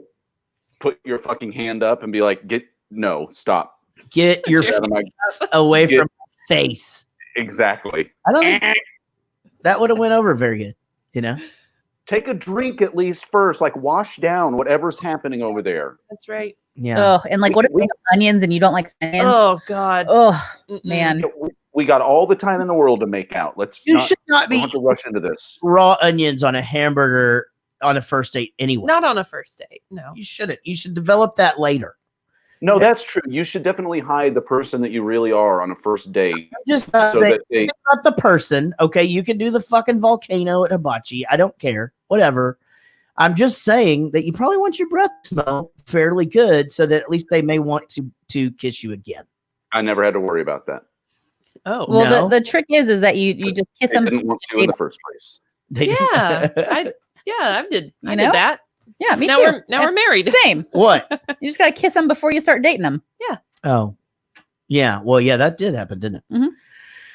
Mhm. Yeah. So another great scene happens right after this is the one where they're on the park bench. He takes them up to the park bench to meet there or whatever, and just basically just fucking just psychologists the shit out of this kid. Like basically does what the judge did to him times 148 by saying, you know, you're just a fucking kid, dude. You don't know shit. Well, it's interesting too because they're obviously parallels of each other, right? That's the thing. It's like there's the it's like the angel and the devil are those two, is the professor and the psychologist guy. Like it's literally them. So it's like he can make a decision to go off and do this stuff, or he can, you know, he's afraid he'll end up like that guy, not living to his full potential in his mind. But he's also a fucking genius. He says it 100 times. You're Yeah. way smarter than me. He thought all those other people were full of shit. Yeah. Right. He thought he was smarter than them, and this guy kind of proves to him, like, you know, I am on your fucking level. Yeah. Right. Exactly. But he doesn't put it out there. Yeah. I mean, yeah, that's exactly right.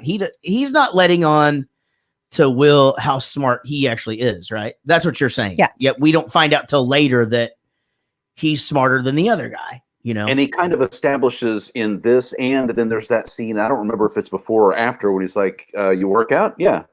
What, you know, machine? No, free weights. What do you bench? 285. What do you bench? And then he just changes the subject. Yeah. Like he has to assert a dominance over the kid, or else nothing will ever come of it. These other two therapists that we saw, and he says there were more that we didn't see. Yeah. 5. There were 5. He was the 6th one, I guess. Yeah. You know, that Will just walks all over him, just makes them feel foolish. He's too smart. He's too whatever. And this guy, if anybody's going to get through to him, has to establish that dominance. And the way he does it, though, is, you know, it's fantastic. It's fantastic acting. It's fantastic writing. It's really well done. You got to think. I mean, this Will kid, he going back to the guy from Harvard, the guy, you know, the all of the shrinks, all of this, he just has this ability to figure out what that one thing is that is going to just absolutely set you off and make you lose your cool, so that he's in complete control of the conversation and the situation. I you feel know? like my kids are really good at that. Yeah. Well, yeah, that could be true. Yeah, get them before they can get you. I mean, Yeah. Yeah. And so I like the part where he goes, you know, how's it going in there when he goes in the office, and he goes, he doesn't yawn. He goes, he just counts the seconds. He goes, what? Like, what do you mean? He just sits there and counts the seconds. He says, why does he do that? Just to prove that he doesn't have to talk to me. So he literally just sits there and watches the clock and counts them, you know, just to fucking make himself. I don't know. I thought that was a very interesting way to look at it, you know, but then It's that back and forth. It's now he's trying to establish his dominance. I mean, this whole relationship gets built in this kind of dueling, you know, assertion. Yeah. Absolutely. Well, he finally decides to open up, and he, you know, he tells him the joke about the pilot, and which I thought was funny because he was just like, "Have you ever flown anywhere?" No, I've never flown anywhere, but it makes it better if I, you know, put myself in the situation. But then he's got to tell him, and also I've been laid, you know, and I went on a date too, Big time. you know, Big time. big time. Yeah, I've been laid big time. And but you know, he says a lot about himself right here in his opening conversation, where he says, I went on a date and I don't want to call her because I don't want to, essentially I'm paraphrasing, but I don't want to find out she's not perfect, you know. And then he's basically saying to him, you also don't want to put yourself out there because you don't want her to find out that you're not perfect, right? You know, I mean, that's kind of something that we all have to deal with at times. It would just be very difficult to, not you. Well, no, I don't have to, but you know, I mean, I allow imperfections in other people. Wow, that's really stand up of you. What about me? Oh, I'm sorry. I Son of a misunderstood. bitch. I got it. I'm outta here. misunderstood. But then I found it amazing, and I wondered if you did too, Amy. They finally connect on farting. They sure do. They 100% connect on the fact that the wife farts in her sleep or when she gets nervous. So And a 100% ad-libbed scene by Robin Williams, which if you go back and watch it, Sense. that's a real laugh. Even the camera's shaky, like from a cameraman laughing. It's completely and totally organic on film experience. No, and he came up with it on the spot. I wish I knew that before I saw it, because I looked up the trivia after, and I meant to go back and try to watch the scene and see the camera shake and just watch it again, knowing that. I think it would be fun. Yeah, I may need to do that because I just thought the whole thing, and then just how Robin Williams keeps it going, like, you know, she woke the dog up, you know. Right. And I said it was me. I just couldn't bring it. Yeah, I couldn't bring myself to tell her it was her. That was so good. Yeah. But then he always brings it back to sort of challenging and making it to where he, you know, this conversation where he goes, would you ever get married? He's like, my wife's dead. You know, yeah, but there's other people. My wife's dead, you know.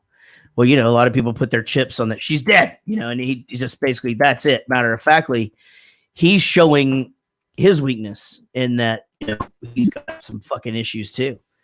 And Will is quick to pick up on that shit, guys. If I die, you can get remarried, but it has to be from the pre-approved list of people. Oh, I know. Yeah, I know. And if you forget, then you can go back on the podcast. Mhm. Am I on the list? No. But there are men, if that makes you. It doesn't not make me feel better. So I was wondering if you know, give me another crack at it. You know, let me take you out again. I can't. All right. Oh no, I didn't mean I can't, like, ever. I just can't right now. I've signed the proton spectrum for ibogamine. Although it sounds really, really interesting, it's actually fantastically boring. All right. But then maybe some other times. Like tomorrow. Yeah, all right. Oh. Bye. Bye.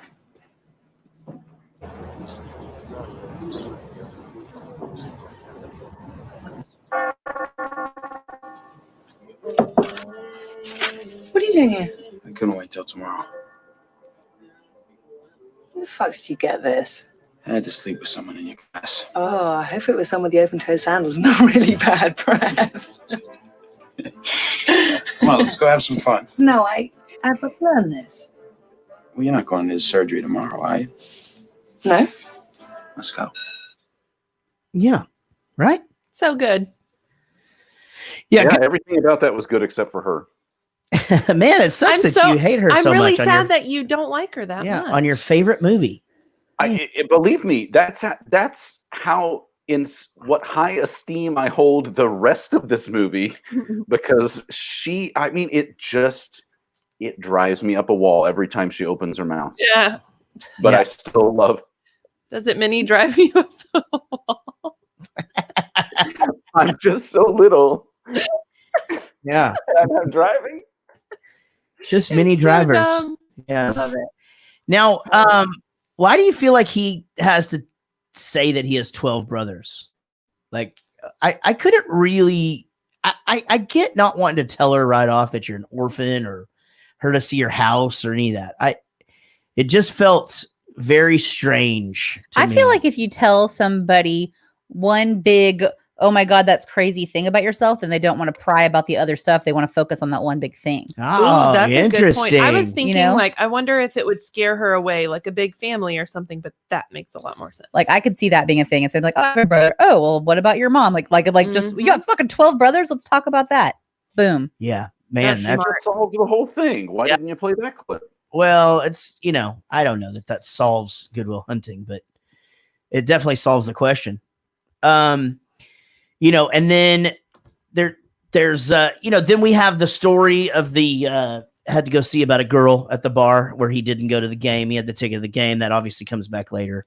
Really good story too. I thought that was cool. They're getting to know each other, one another now, but you know the relationship between Will and her grows pretty quick, right? I mean, they kind of sort of fast forward a bit, and you got to think every time he's seeing him, it's been another week. So I guess a lot of time is going by.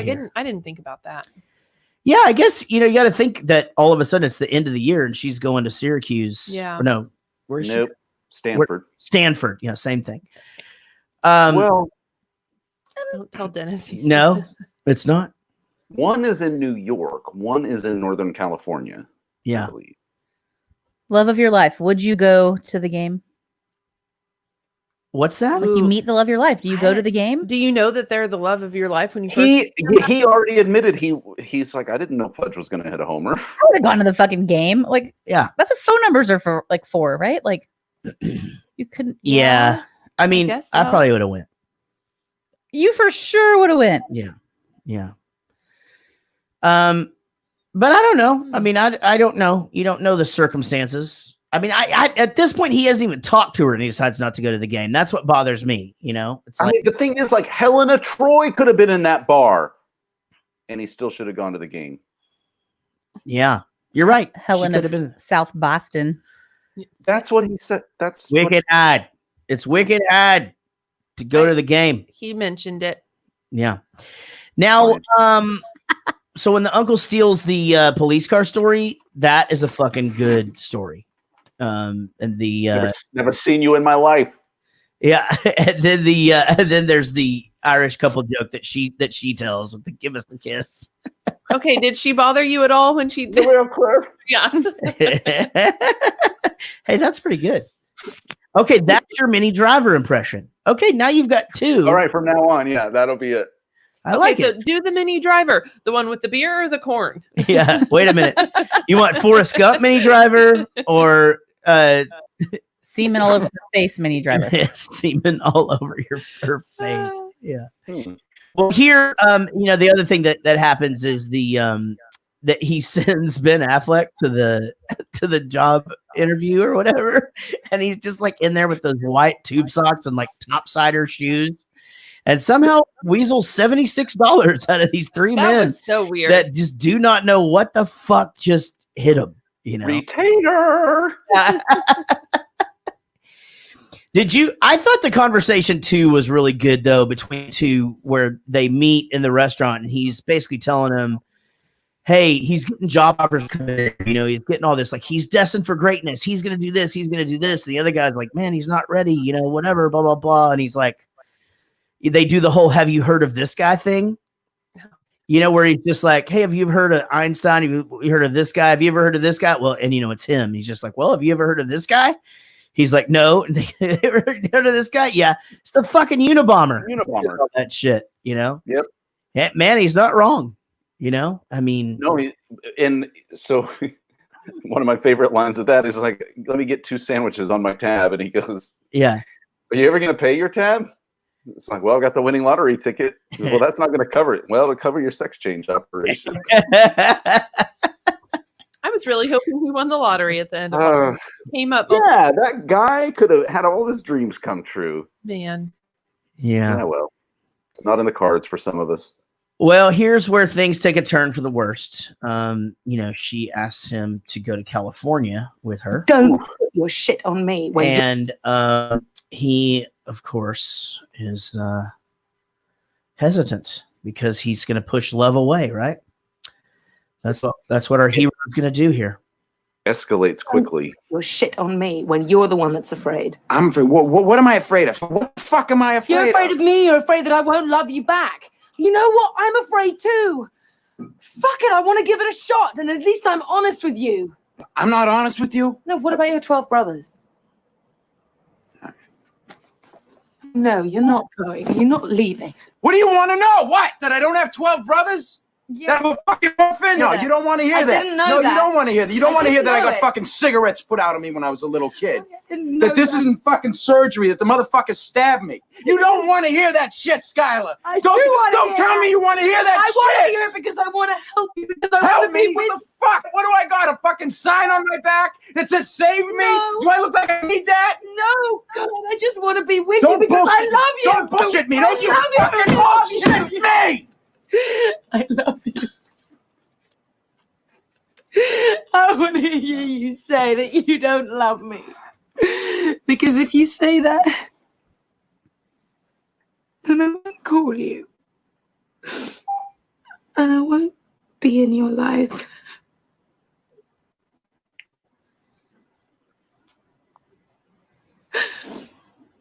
I don't love you.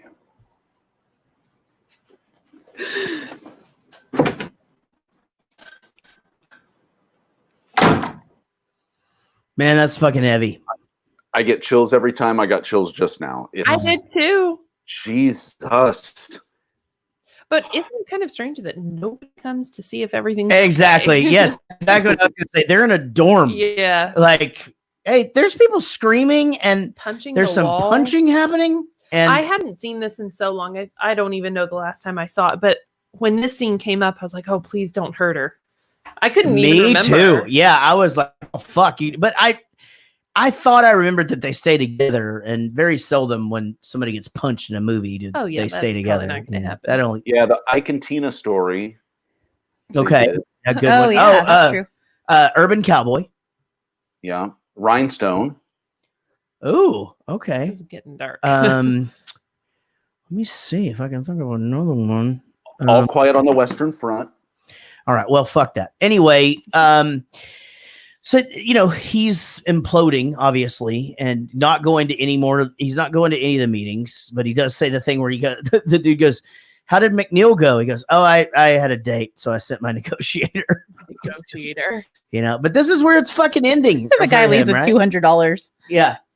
And he's no more meetings, and he just basically like, the dude's like, you could show me some appreciation, and Matt Damon's not wrong. He's like, I'm thinking to myself anyway, I'm like, you pulled this kid out of jail, you're making him come here and do math, and then he just tells him, he goes, this, I'm not getting anything out of this is easy. You're the only one that's impressed by this. Yeah. I don't care. You're fucking like all this shit you're asking me to do. You're working on this for years. It's just not. This is stupid. And I'm sorry. Is this where he goes like, well, have you ever considered? He's like, I'm pretty sure it's right. Oh yeah, no, that's the start of this scene. That's the start because he just goes, it's fucking right, okay. And but he basically then says, I'm sorry, you can't do it, and fucking sets it on fire. And the dude is like, you just set $100,000 on fire, But you know how many moats that can buy? The professor shows his vulnerability here, though. I mean, he says, I can't do this. Yeah, he says it keeps me awake at night just thinking about your abilities and what you could accomplish, and I can't do these things, I mean, extreme example, but like it'd just be like if you just knew like somebody had the cure to cancer and they just weren't doing anything about it. Yes. Like, yeah. Like it's just, that's his feeling like the things that you are capable of for the world. Like, Well, he said it in the dinner. He goes, can you imagine? I don't really remember what the quote was, but it was something happened with Albert Einstein, I guess, that made him, be able to accomplish those things that he did. Now, had that not happened, nobody would ever have known he was smart or whatever. And, you would have never had any of that shit. The point is that he doesn't want to see, I don't know. I think you're right. I think he just wants to see where this would go. Like and maybe he lives vicariously. It's almost like he's a father figure at this point. Like, I just want to see you do great things.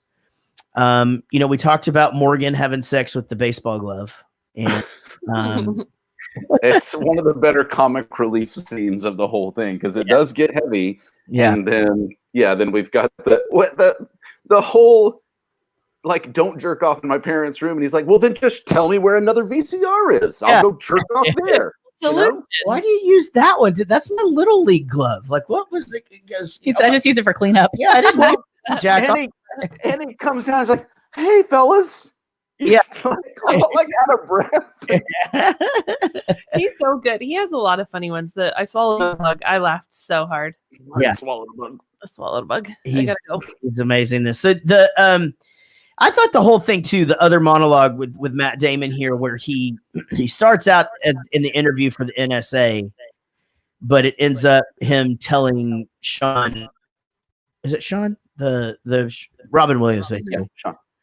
You know, why he didn't take the thing. And it's just this whole, butterfly effect, right? Of I invent this thing, this happens, and all of a sudden, my fucking friend is out of a job and, he's dying and blah, blah, blah. Just like he had put some thought into it, Yeah, thinking about things 30 ways down the line, right?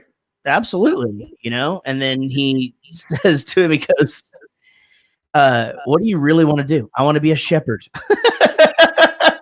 And he's like, well, fuck off. Oh, my favorite line was, "See you, Bo Peep." Yep, exactly. That was fuck. He goes, "Fuck you." He goes, "You're the shepherd." Yeah. Yes. So good. Didn't you walk onto stage in Wales and make a sheep fucker joke against someone's advice? Yeah. George? Yeah. My first show ever in Wales, they said to me, and this has been a rule pretty much since the beginning of me performing in front of people, but it's just like it just I don't have to say anything. I'm not going to say anything that I shouldn't say, but if you tell me not to, then it just makes me want to. And they just kept saying, "Don't say anything about them fucking sheep." So I just walked on stage and said, "What's up, you sheep fuckers? We're cow fuckers from Texas." And the people just went, "Ah!" It was fucking great. Do you often have to be briefed on what not to say around a certain group of fans? I mean, when you're going to a place, for the first, I brief people when they're going to the UK because there are some things that could get you in trouble. Like you don't want to say it's good to be in England because, quite frankly, you will mess up because Scotland isn't England. Wales isn't England. So you just, always want to say the UK or whatever. And then there's like the UK EU thing for their, that was the thing. You don't want to say anything about any football team over there ever, unless you're me and can make it into a joke, which I do. Except Everton is the fucking best. So next time you play in Liverpool. Yeah, and if you're on a big stage and say that, someone will throw a bottle of piss at I'm you. not sure you're going to be able to sell it. So you can try. But yeah, exactly. When Jared goes to the movies on tour. Yeah, and then if you say something that they actually really like, they'll throw a bottle of piss at you. Yeah. It's the same reaction either way. You really make me want to not go there ever. Well, they love bottles of piss and don't. throwing them at things that they love and don't love. So you're saying that if I go there, I have to practice these things? My first time in England, a lady spit on me. Like I was just walking by. Yeah, just no reason. We were just walking by to one of his stages, and some lady just hanging on the rail just fucking spit at me, and just right on my fucking side of my face. Did you beat her ass? No, because it was my first time being brought to my boyfriend at the time's job out of the country, and I thought maybe jumping over a rail and fucking murdering a bitch might get me uninvited next time. Man. But she spit on you. She did, and I've gotten invited back a lot of times. So choice. Christ. Mm-hmm. I'm mad. I want to go find that bitch. Yeah, just for no reason. He's like the ultimate. It is. That's what's making me so mad. That's so. I'm not saying that couldn't happen anywhere, but it was just like there's just a lot of weird stuff. People just it's like when little kids get excited and they bite you. Yeah, that's happened. Seems different, but okay. Yeah. I saw a guy pee in a cup and just drop it on the floor at one of the venues one time, like really close to me. I'm surprised he didn't just go. I mean, they'll just whip it out and go. Or just throw it at you. It was, in fact, he was being a gentleman putting it on the floor. When he goes, spit on you, someone needs a cunt punch. Oh, he goes, cunt punch. Cunt punch. That's even better. That's amazing. Oh, a cunt punch. I love it so much. That's a good name for a band. So don't take this the wrong way. Hold on, guys. Or maybe. Okay. Yeah. The but they're all women. What? Like it has to be an all ladies band. Yeah, that's right. Cunt punts. Otherwise, Yeah. They have those, Eric. All girl bands. Oh, I know. One of my favorite bands, Pussy Riot. This is a fucking great scene here. Look, you're my best friend, so don't take this the wrong way. But in 20 years, if you're still living here, coming over my house to watch the Patriots game, still working construction, I'll fucking kill you. That's not a threat. What? That's a fact. I'll fucking kill you. Fuck you talking about?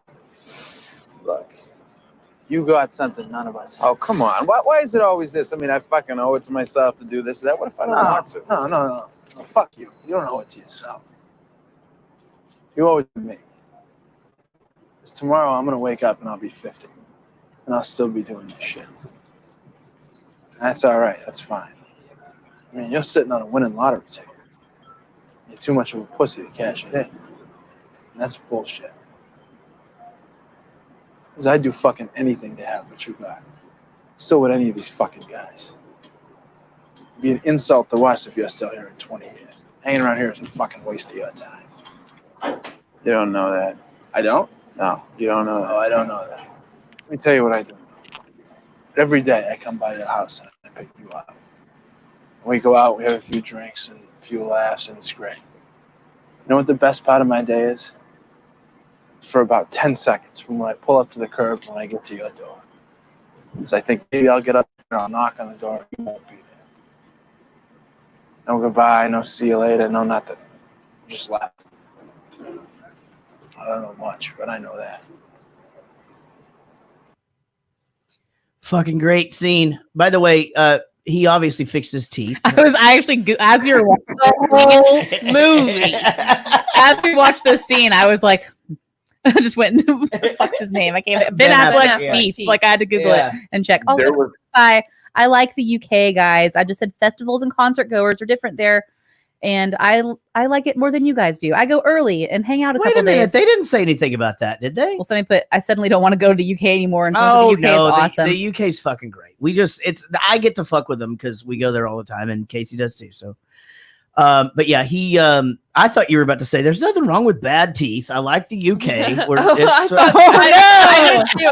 you were looking at powers into it in some way. Yeah. Okay, I get it. My teeth are bad. But you know what? I just realized when we were watching it just now that he looped in the lottery ticket. You're sitting on a winning lottery ticket. And so maybe that is bigger than I thought. Well, that's the whole thing is that because Sean I think you've done it. So Sean always has the lottery ticket and doesn't realize he's going out and buying it and doesn't realize he's already got it. It's sitting on the winning lottery ticket. Yeah, absolutely. Explosion. Now we may have just solved. We solved it. We may have done it. The ultimate math problem. Yeah. So I mean, look, the guy just pushes people away. We already talked about that, and you know, it's a whole deal. But he goes back into his office, and this is, you know. This fucking scene got me. I mean, I couldn't breathe crying when he's like, I've got your file. And he starts to look at the bruises and stuff. And he's just like, you know, he starts telling him his story. He's like, my father's an alcoholic. And they don't even say, you know, which one it is. You just see this creepy fuck coming up the stairs, black and white. And it's just like, could be either of their flashbacks. But the line I liked, but also just made me so uncomfortable and angry and all of it was when he says he would put a belt and a wrench on the table and say, choose. I would always choose the wrench. Why'd you always choose the wrench? Because fuck him. You know, it's like, Jesus. Fuck him, that's why. Chill. Yeah. But man, he starts to say that it's not your fault thing. It's not your fault. And he just breaks it. He just gets in there. We didn't pull that clip. That's such a good one. Man, It's I was almost like a wreck. The first time that he says it's not your fault, you can almost see the exact opposite reaction from Matt Damon as when he was going after his wife the first time and he gave him that really evil smile. Yeah. But it was exactly the opposite. He's like, well, now I've got him. Yeah. And I've got to keep pushing it. Right. He becomes vulnerable. It becomes like the kid in the courthouse or the kid when he tells him on the bench that he's never going to leave Boston and never going to feel love and all of that. Yeah, and it's just that thing where he's saying, say it's not your fault. I know it's not, because he's been in counseling throughout his life, I'm sure. They've been like, smarter than all the counselors. yeah, it's not your fault. I know. But he's like, no, like, Yeah, you sure. have to say it and mean it. And he made him say it until he meant it. That's fucking crazy. Yeah, I have seen this 50 times and cried Tuesday night. The scene, every single time. He goes to McNeil and he takes the job, and he's 21, time's up, free man, and just it all fucking kind of just starts to stew a little bit, right? I mean, They give him the ugliest fucking car ever for his birthday. They do. Yeah. Happy 20th birthday. And I love that he's like, this is the ugliest fucking car I've ever seen. Well, and but hold on, but Sean tells him, he's just like, I'm going to put my money back on the table and see what cards I get, and he goes, I'm going to go to India, China, Baltimore, but you can, which I thought was hilarious. And he's like, leave a message here, and then he goes and gets the birthday present, the ugliest car ever. Happy 21st, which was fucking great, man. I mean, again, it's like that, it's just to get him there. Everyone knows he's going to be bigger and better. Like, this is just going to fucking get you there. That's cool. So it's like the story that I heard. There's this kid, he grew up in the Caribbean and he used to read and write everything. And his mom died. He got sick at the same time. And then he moved in with his cousin, and his cousin committed suicide. And so all these people took up a collection to send him to the new land, and they were just like, in New York, you can be a new man. In New York, you can be a new man. In New York, you can be a new man. New York, just you wait. Okay, we all like Coming to America, but oh no, sorry. They took up a collection and got him a car. I thought it was nice. It's very much just like Hamilton. It's exactly We should have just watched that story. Oh my God, he solved Goodwill Hunting. This is the third solve we've Or done. you solved Hamilton. I can't figure One it or out. the other. Both. yeah, Lin-Manuel Miranda had this one solved a long time ago. Oh my God. Chamber just.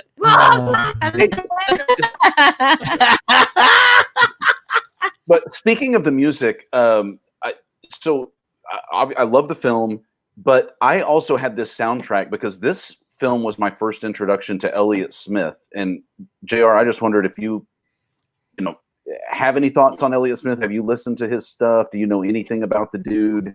No, I haven't.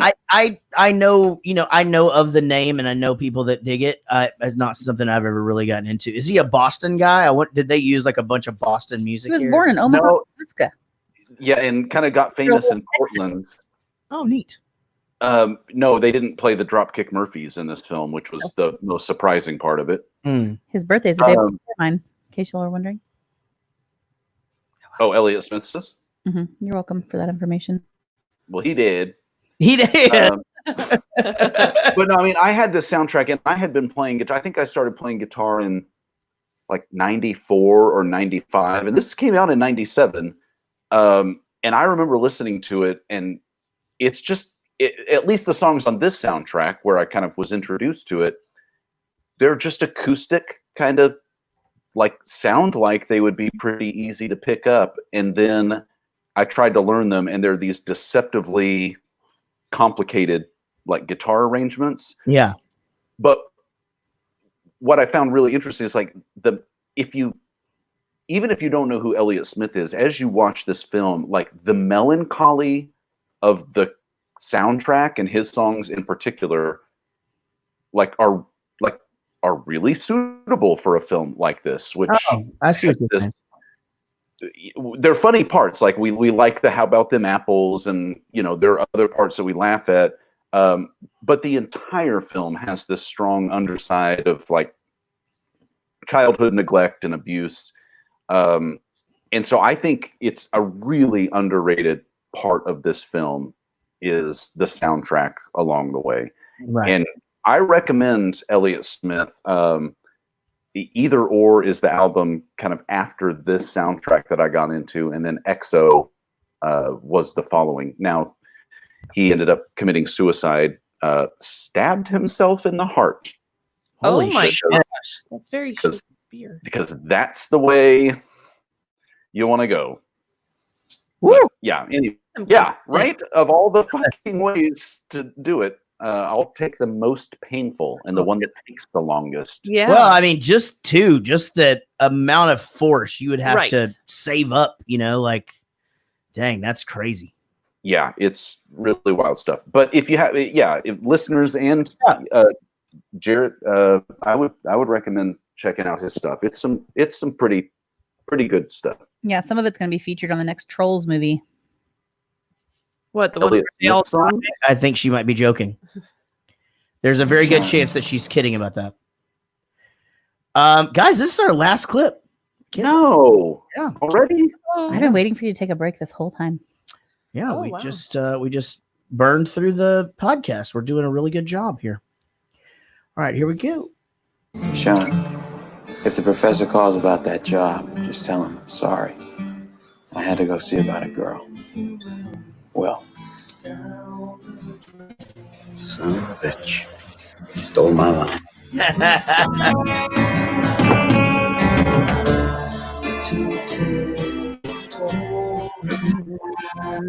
Man, what a movie. It's like too sad to even talk about Robin Williams. I feel like watching it after he's passed makes it very different. It's almost like I compartmentalize the whole thing. It's almost like I don't even see it as Robin Williams to me. Like I never even thought about it. Really? I thought about it the whole time. I did too. I'm Yeah. like, man, we're never going to get this. And like, we're not going to get any more of this. Yeah. No, because man, he's so amazing. Everybody has their own Robin Williams kind of thing, right? Whether your thing is Miss Doubtfire or your thing is his stand-up or your thing is Mork and Mindy, whatever your thing is. But my Robin Williams is this Sean character from this movie. This is my Robin Williams guy, and so I felt the same way. And like everybody has their Tom Hanks, like Yeah. What their Tom Hanks is. Mine is Miss Doubtfire, I think. Yeah. Like my Robin Williams is Miss Doubtfire. I'm 48, so like I was like actually watching Mork and Mindy on TV. Is that the first thing that you would think of if someone said Robin Williams? That's the first thing he did. Probably. Yeah. I mean, or I'd think comic relief, like just like his stand-up stuff. I mean, I always liked all of his movies. I mean, but I love all of his stuff. I loved World According to Garp and Patch Adams. The Birdcage. Birdcage is great. Birdcage is really good. Okay, that comes in number 2. We've never done that, have we? Actually, That was a great that's one. on my haven't. list. We've talked about it actually. I think that would be a great movie. Let's do it. We have absolutely talked about doing it. Well, what a great movie. Great suggestion, Eric. I mean, I don't even think we got to go around the room. I think we all agree that this is just a fucking great one. I think it was a great pick, and it got me to watch it again. I don't think I would have sat down to watch it again, but it was awesome. Yeah, I think it would probably have had to have just like been on or something. Yeah, I don't know if I would have either. But yeah, man. Well, good job, Eric. Thank you. I'm glad we got to talk about this one. I watched so many of these fucking shit ass movies we have to watch. You did. So it's nice. Hawks slapped in my face. It's nice to finally win one. Let's check the email box. Email us at jaredgoestothemovies@gmail.com. Okay. So I'm binge listening, and first of all, I have to tell y'all I fucking love this podcast. I'm on Drop Dead Fred, and listening to y'all talk about you and your children's imaginary friends reminded me that when my now 16-year-old daughter was 3, she invented an imaginary dragon named Lisa. My wife and I both thought this was hilarious because Lisa is the name of my first wife, which my daughter had never met. Anyway, just wanted to share that. Love you guys. Keep on kicking ass, David Kendrick. That's pretty funny. Thanks, David. Welcome to the family. We're trying to convince Everett that one of his friends is a ghost at the moment. Oh my God. Best bit of Which all one? time. So yeah, he has this friend. His name's Lloyd, but he calls him Lloyd. And he came in and he was just like, I can't find him in the yearbook. And so Casey just goes, are you sure he exists or is he a ghost? Yeah. Has anybody else ever seen Lil Lloyd? Yeah. And he goes, well, yeah, my friends have seen him, whatever. And so we just both just started going off on it. Just like, he was, and so it was just, there's no Lloyd enrolled here. No Lloyd. We were like, we going up to not school. Since they're like, 1976. yeah, not since 1976. Oh, have we had a boy named Lloyd here? gosh. He was the star of the Rucker basketball team. Okay, I feel like we've got to roll in on this. Have you guys heard of this kid named Lloyd? Well, as long as y'all are willing to pay his psychiatry bills later. Oh, I already count on it. Are you joking? He was when did this he just walked in while I was talking about his kindergartner dick grabber. If earlier. you call Like, his he's name, screwed. you can hear him dribbling the basketball down the halls. And he looked everywhere. He couldn't find him. He's like, I think that might be him in the background. I'm like, oh, in the background. In of the background. picture. But wait a minute, we can't see. What do you mean in the background? We can't floating. Oh my gosh, that's genius. I love everything about it. Really funny. Eric. Hey guys. I'm going to start doing voices for these. Not tonight, but I'm going to start doing it. Hey guys, hope all is well. I just got done listening to the episode of Lead Singer Syndrome that Jarrett did. And it was awesome to hear two podcast hosts that I thoroughly enjoy listening to do a podcast together. It was probably my favorite episode of Shane's show. I was talking to Shane about it on his All Access Club page. And he said Jarrett was the best and such a good dude. And I felt like he hit it right on the head.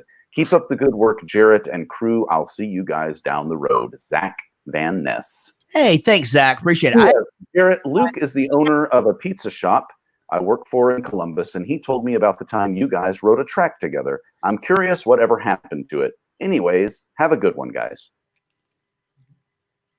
Okay. Yeah. And tell Luke hello. That's, by the way, that's fucking some good ass pizza too. I didn't put the two together that was that Luke, and he sent it down last time we were there. It was so good. But yeah, man, I had a great time. If you guys want to check it out, it's just Lead Singer Syndrome on Instagram or wherever. And it's Shane from the band Silverstein. And it's a really great podcast. A lot of fun to do. He actually he did his research and the questions were good. And so it's a good conversation. We had a good conversation. So go check that out. And you are the best and such a good dude, by the way. Hey, thanks, buddy. All right. Next up. Hello. I am not a cool guy from the 515. I do not currently, nor have I ever lived in the 515 area. I've never intentionally listened to Slipknot. I don't think Ashton Kutcher is entertaining. Dan Gable is my favorite wrestler. And I cannot think of a single time anyone has ever called me cool. I am not a cool guy from the 515. Vinny, cool guy from the 515, thanks for giving me a few laughs. I can't wait to hear what you come up with next. And the line about how a Slipknot and Karen wearing masks made me laugh out loud. I also wanted to say how great the Take Two show was. It was great to see Jarrett and Eric back together in person. At one point, my cat Odie came over and started walking on my keyboard and typed something on chat. I think she wanted me to give a tip. That's what she said. As you can tell, I'm binge watching The Office. After hearing about how great it was from Casey, then Eric, and now Jarrett, I decided to watch it. Hopefully I can finish. Someone starts a social media campaign to have it removed from Netflix because their feelings were hurt. Thanks again, everyone, for all the laughs and for making the world a little happier each week. An old fat guy from the 563, John the Tickler Gickler. Freaking John. Thank you for writing in, buddy. John's the best. And I still have to rig up my kazoo thing. I should have shown you that while you were here. I've got a good start on it. But yeah, it was that show that Garrick and I did was great fun. And we do have some of it recorded. So we got to go back and listen to that at some point. Look, the best part of that show was me walking into your studio and you going, hey, man, can I give you a hug? Yeah, that's true. Yeah, I did. Yes, please. It was really nice. It was a nice hug. God, the first time since February. You got one more for us? I do have one more for us. Greetings to all. Hope everyone's doing well and staying safe. I'm pretty sure Cool Guy from the 515 has said something already, but I'll chime in. Jarrett, man, your stage at shows have been fun and amazing. They're fun to listen to when I'm driving late at night, and they're really fun to listen to when I'm feeling down. Eric, man, thanks for all the laughs with your sarcasm and funny jokes. I was a little bummed that the trivia event got canceled, but hopefully there will be another time to do that. Casey, I'm not going to make any more Slipknot jokes because it's getting kind of stale at this point, you think? So if the cool guy from the 515 makes them, just know it's not me. And Sean, you're doing a good job at working hard to edit this podcast that I can enjoy every week. I want to clear up a little confusion from the last episode. Number one, I do watch these movies, but when I'm on 5 Questions, I have horrible brain farts because when I'm on with you, all you guys, I get super nervous. Number 2, Sean, I've been a supporter for 8 months, not 2 years. Thanks, guys, for the memories, and I'm looking forward to more in the coming months. Take care, Vinny. Vinny, you know that we just mess with you about not watching the movies or whatever. And I think what makes, and this has been a learning curve for Eric, too, is what makes, the show different is the fact that we're able to give our listeners shit and they're able to give us shit back. And it's a fun family. And, just know, we know you watch, and brain farts happen, man. That's what happens on, that's what happens. Brains fart, just like Robin Williams' wife when she sleeps or gets nervous. All right, guys, we have a voicemail. I am very excited about this. We haven't had a voicemail in quite some time. So let's see what's going on here. Come on. On the voicemail. Be that guy. Hey, fellas, this is Barry Badass coming at you from Guthrie again. I haven't called in a while on account that I've been down on my luck. I got fired from that fracking operation because there was this virus going around and nobody bought no gas, so it sort of put us out of business. Plus, my boss said that I was inappropriate or something, so I got the axe. Then come to find out a month later or so, I ended up with the virus myself, which was my own damn fault because I should have used the damn rubber. And anyway, not allowed back in Mr. Wiggins' pasture anymore after that. And they made me quarantine away from the wife and kids, so I had to stay at my girlfriend's house for a few weeks, which was all right because we got to listen to a bunch of your podcast episodes, which is awesome every time I listen to them. Anyway, I got all into thinking about getting on your game show there.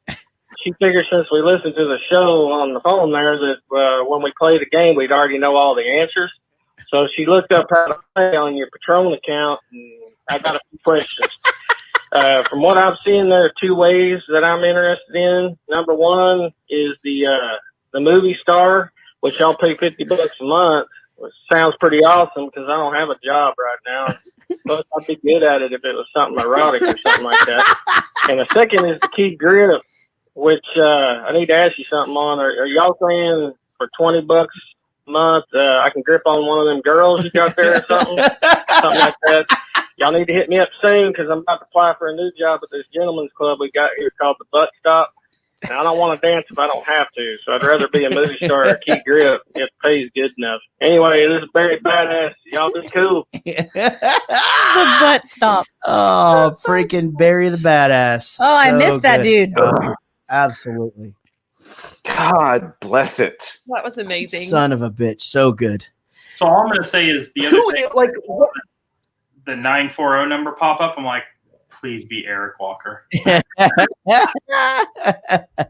So good. So good. Man, guys, you can also leave us a voicemail or text us 714-451-6029, 714-451-6029. Our website is jarrettgoesthemovies.com. We're on Facebook at Jarrett Goes the Movies, and we also have a cool fan page, Jarrett Goes the Movies fan page. Instagram, Jarrett Movies, and Patreon is where you can support the show. Go to patreon.com/Jarrett Goes the Movies, and of course, email us at jarrettgoesthemovies@gmail.com. Thanks for sharing, everybody. If you will share, we will say your name. Maya Touchum. Maya Touchum. Okay, got it. Vinny Cataldo, Connie Lingus, Joey Bishop, Jared Spear, Broccoli Rob, Woody Chambers, Chris Pulse, Gage Strickland, Wilma Dickfit,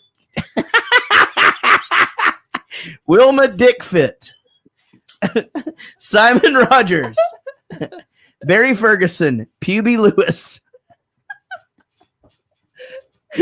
Clarissa James, Carrie Lynn Abner, Tess Screen, Colin Blow Band. Hey, haven't seen you guys in a while. Justin McGill, Simon Rogers, Calling for sex. Calling for sex.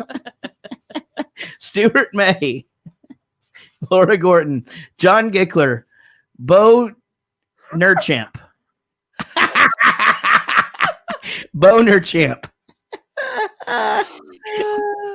Katie Brayley, Collateral Cinema Movie Podcast, Cole Ostomy. Cole.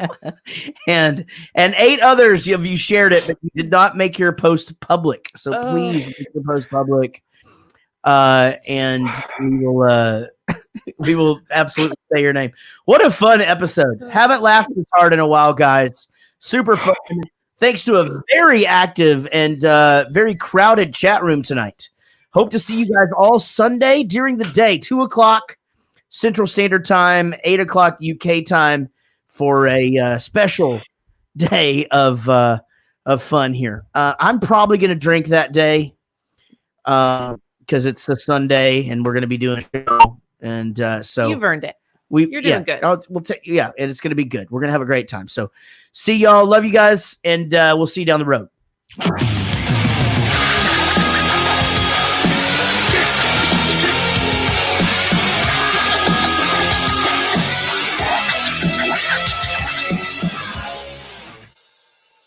Good night, guys. Good night. Bye, y'all.